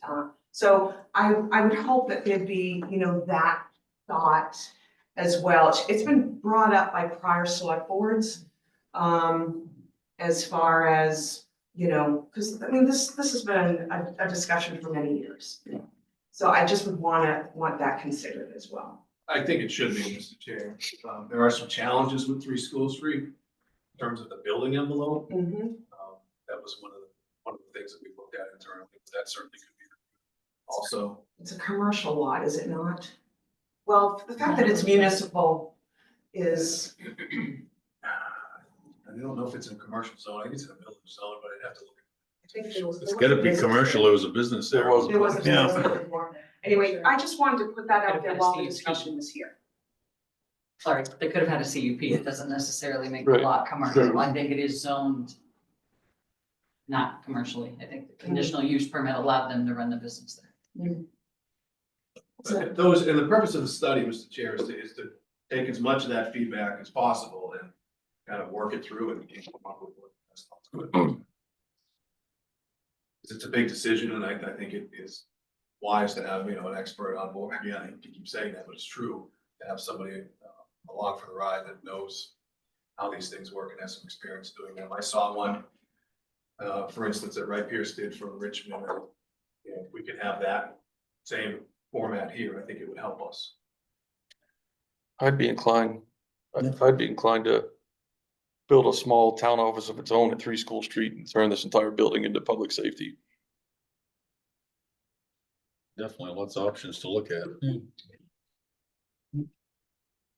What about the acquisition of, that's wrong word, but the property behind 3 School Street, obviously currently is that condemned or something, or isn't there problems with that facility? So why couldn't we look at purchasing that lot as well? And then you fulfill the envelope can change at that point. Mr. Chair, to my knowledge, it's not condemned. There was an issue with the oil tank a while back, but it's still, the owner's paying taxes. If the board were interested in, you know, looking into that, we certainly could, you could direct me to look at it. I would probably not have a lot of public discussion about that because you don't want to show your hand with your bargaining. But if you're interested in that down the road, we certainly can talk about that. All right. But I think that takes us through number 5. So,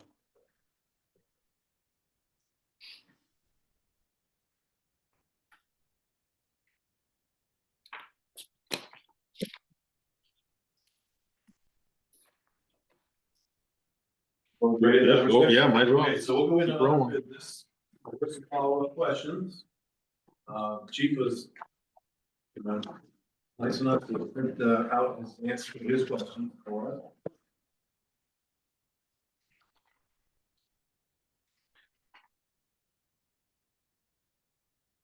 Were they, want to make sure they're answered satisfactorily to the budget committee?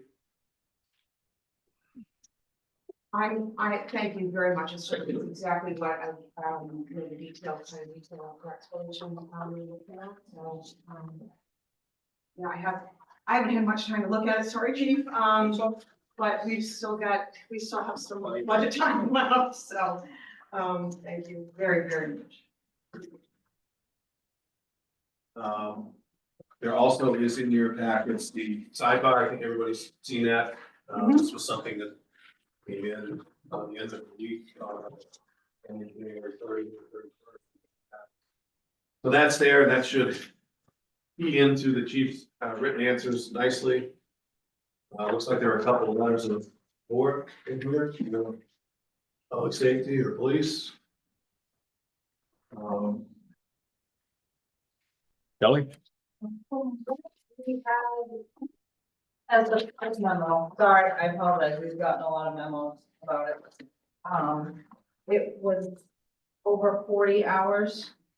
That changed, right? That changed from what we had scheduled to what's the contract? The contract, the MOU changed to 43 hours. Right. So how will that affect the budget? Will that change any of those numbers? The budget is based on that MOU passing. Okay, so you, yeah. Yep. So you're telling secrets before it happened, okay.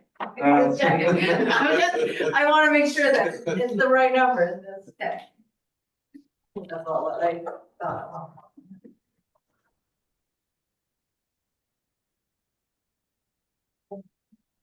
Jelly? I'll throw it out there. We pay the county a lot of money too, and I understand it's for the court, it's for dispatch. So how does that look with, coverage? So if someone's on vacation, if somebody, I mean, would you use their services as you have? I mean, I guess that's, you know, up to discussion. I mean, as I was here interim, we did offer coverage from the sheriff's department. And they covered a handful of shifts. That was it for what was offered. So I don't know if that's more work than, you know, asking and seeing what they will cover and then try to float around that other than, you know, opening up the overtime for vacation or me work some of it to offset some of it. That's what we're currently doing right now. Okay. Sorry. So I can tell you what other towns do, and I know that they have hired, the county has hired someone to help cover for Rangeley and Wilton. is my understanding, that they were covering for those two towns because they didn't have, they due to lack of coverage.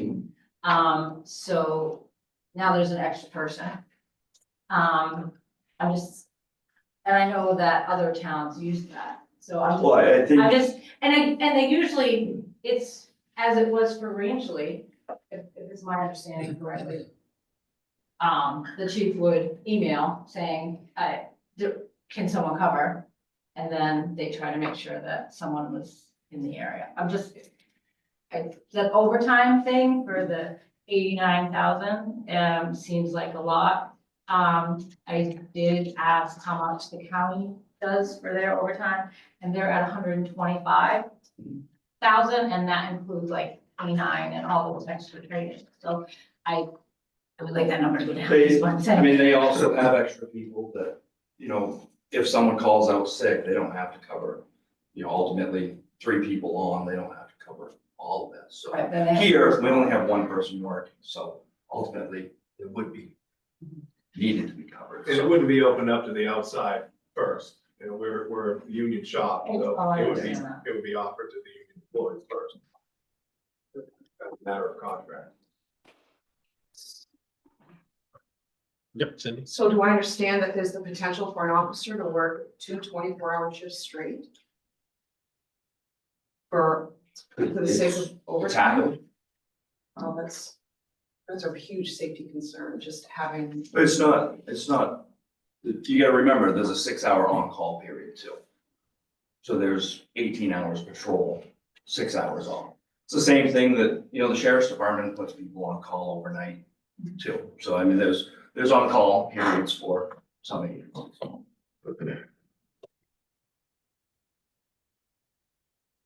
Yeah.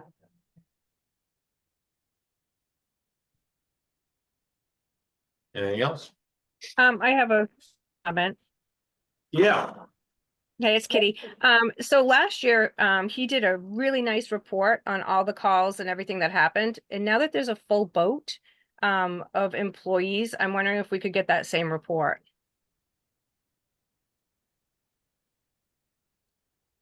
Is that for the year or is that? Right, I do the monthly one Yeah, right there's a now. monthly one. Yep, you do the monthly one right now? Yes, and usually you give it to the town manager. I'm just wondering if, if that's something we can find or see. It should be on the website with the selectmen's packet. Every other meeting we get one, yeah. Yeah, Friday. it'll be Every other available. one. Okay, I'll look. Thank you. Thank you. Okay. Back to you, Joe. You've seen the Main Street sidewalks estimate, that's in the packet. Yeah, the proposals for engineering services, Main Street sidewalks, those are in there. If you want to read those, I won't bore you by reading them to you.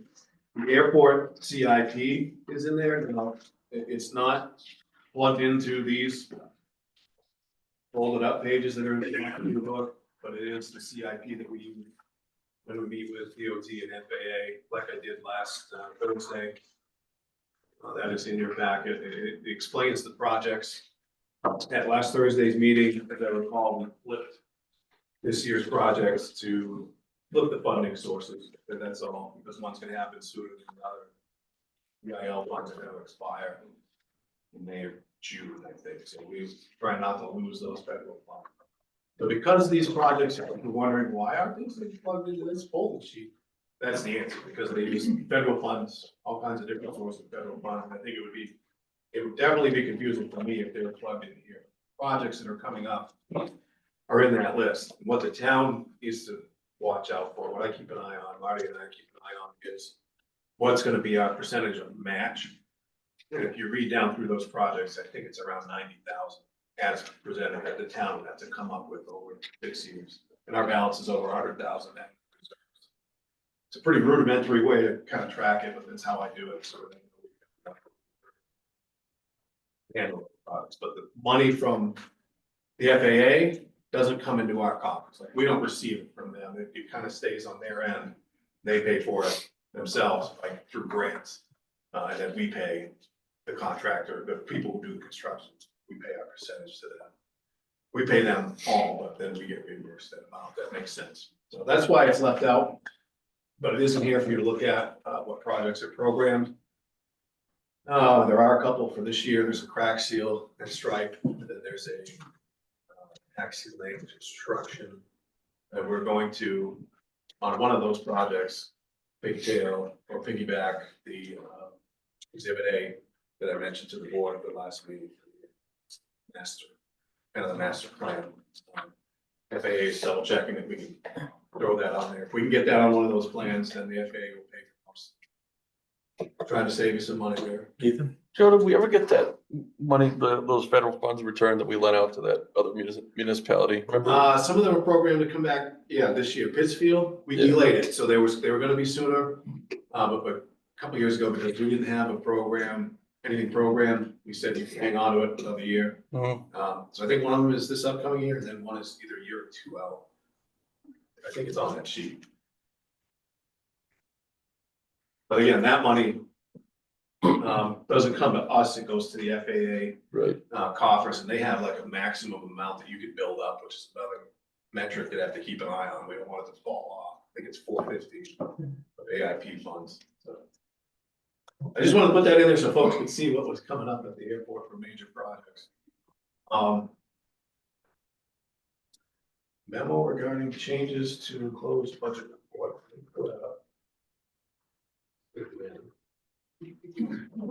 Marty, let me know if I'm missing anything.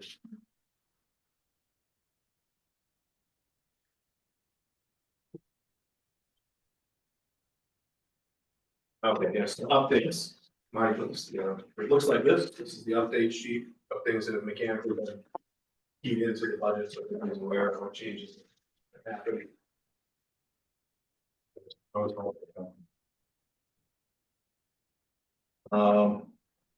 And then there's the current budget report that is in there that we use for this meeting.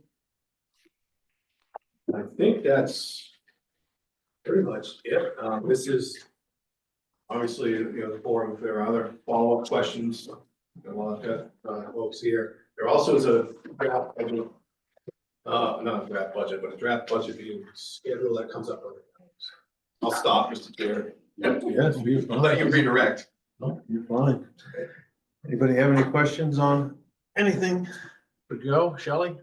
So with the aquatic project, they okay? Phase two, did the taxpayers of Village of Wausau approve that?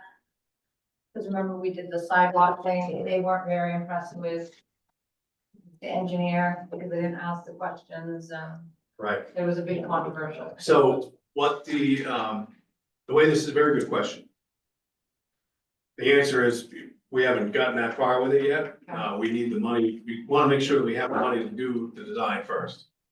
So they will have an opportunity to hear the rationale at 2 public hearings, and also they can vote on it. That's whatever the date is. To be less scientific than that, the first phase was a hit. I didn't hear any bad publicity about that. Again, I wouldn't rely on that to say, let's go ahead and do this, or I'll talk to anybody, but I think they're pretty trustworthy of the process and what we're up to. But certainly they'll have that opportunity at the minimum to attend the 2 public hearings, and then they'll have the opportunity, definitely, if they're a resident or registered voter, to chime in on that at town meeting. That's at a minimum. Those things. There may be more publicity about it.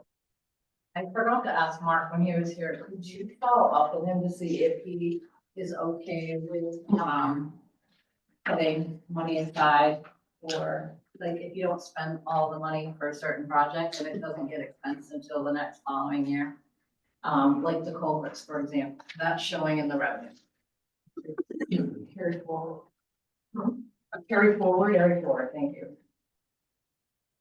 Which item, which page are you referring to?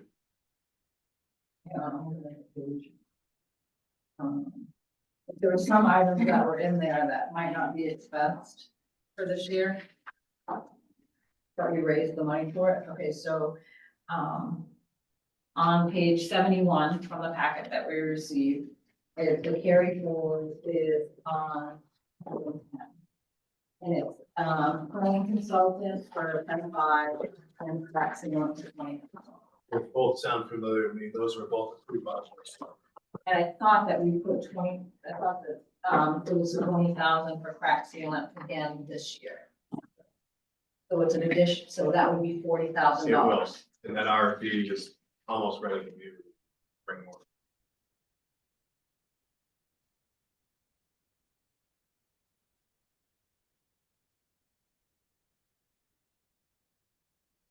Anything else? We have another question, sorry. From the 3 different reports that we had regarding revenue, the first report showed revenue higher. And then it showed it lower in the following report. I think I have an answer to that. And I didn't even check to see what this one has for comparison. It was almost $2 million. Yeah, so on December 31st of 24, the sheet, the summary sheet, Mark gave you one tonight that was dated.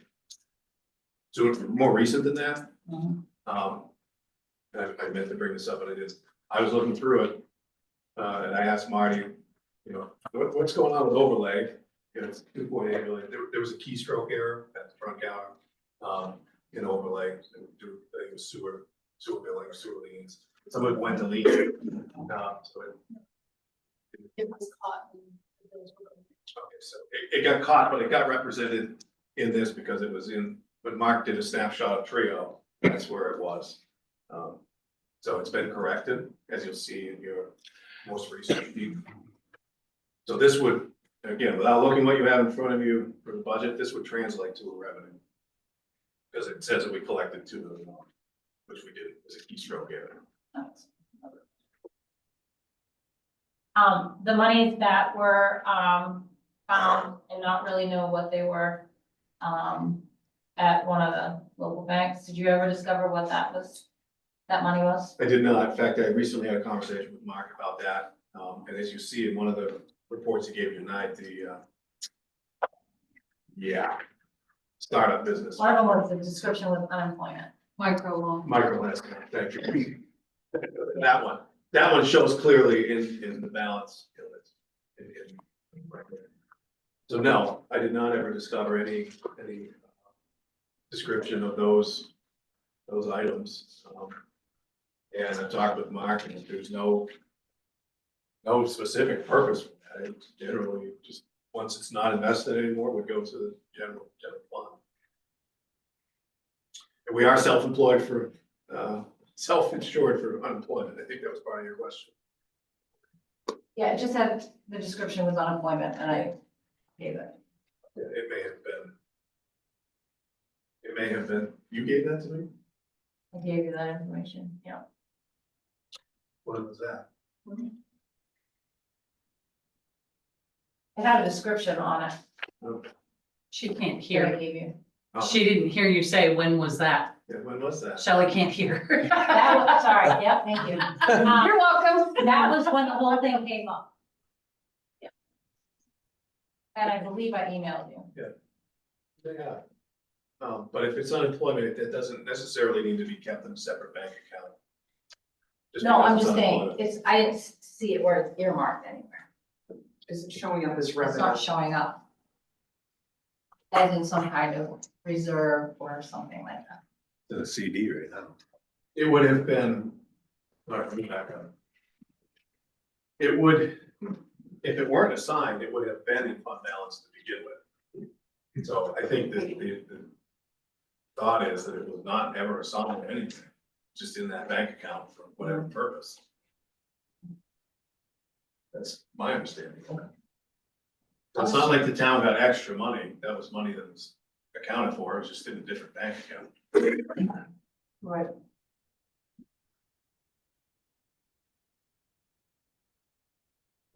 All right. So where is it being reflected in fund balance? I think that may be what her question was. Sorry, Yeah. I think that's what she was trying to get at. Where is it reflected in the fund balance? Oh, so that It's money, not on the report that Mark was gracious enough to, Mark, last name, I always want to call him the backwards. It's not in the report that Mark offered us, so there's no accounting for those funds. I think that may be the question. I don't want to speak for you. Yeah. Yeah, you're right. Yeah, got it. That's currently invested in the CDR at Franklin. That's where it is. I will get an answer for you where that should show up in the book. Don't have that answer for you right now. But I can tell you that's where the money is. No, I'm not questioning like where the money is. I'm questioning like what that money was set aside and where we didn't know what that was. And I don't know, we know where it came from. We do not know where it came from. I don't think there's anybody in the administration or the elected folks currently that know. You might call Karen Oliveri. She might know exactly where it is. But I'm just. That's how far back it goes.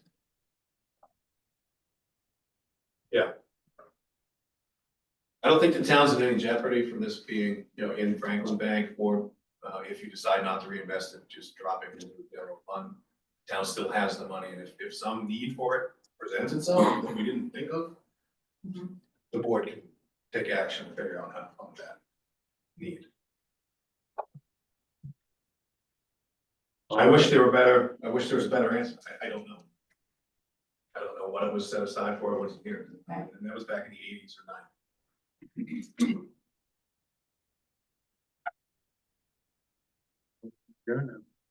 Calendar. Oh, yes, the calendar. So the budget committee has a document that looks like this. Treasurer and I are eager to meet with you and help you go through your deliberations. Please let us know if those dates. Don't we have a comprehensive plan review committee meeting this Thursday at 5?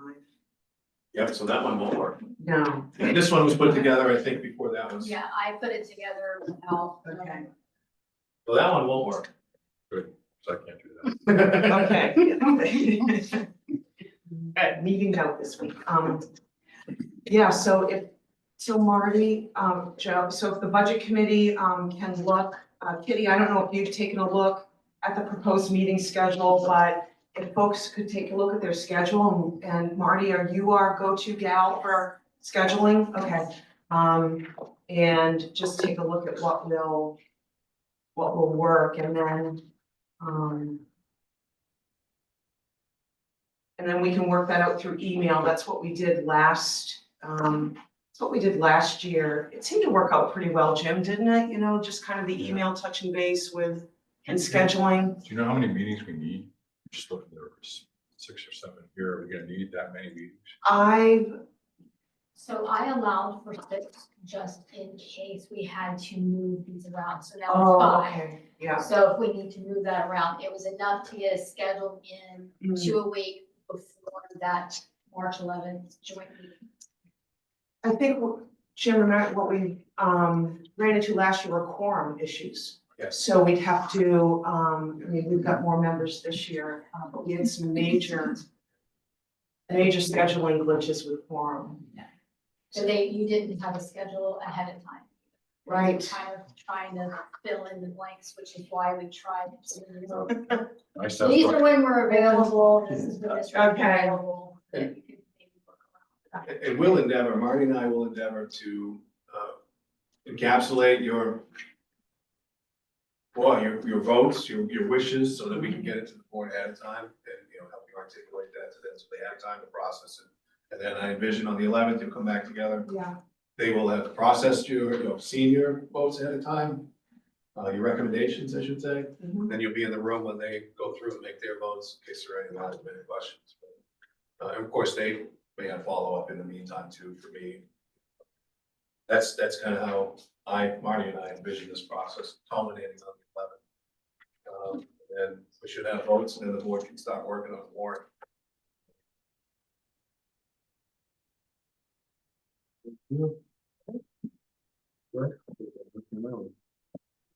Motion to adjourn? Been seconded by Sam, all in favor? I'll move it. All right, thank you all for coming.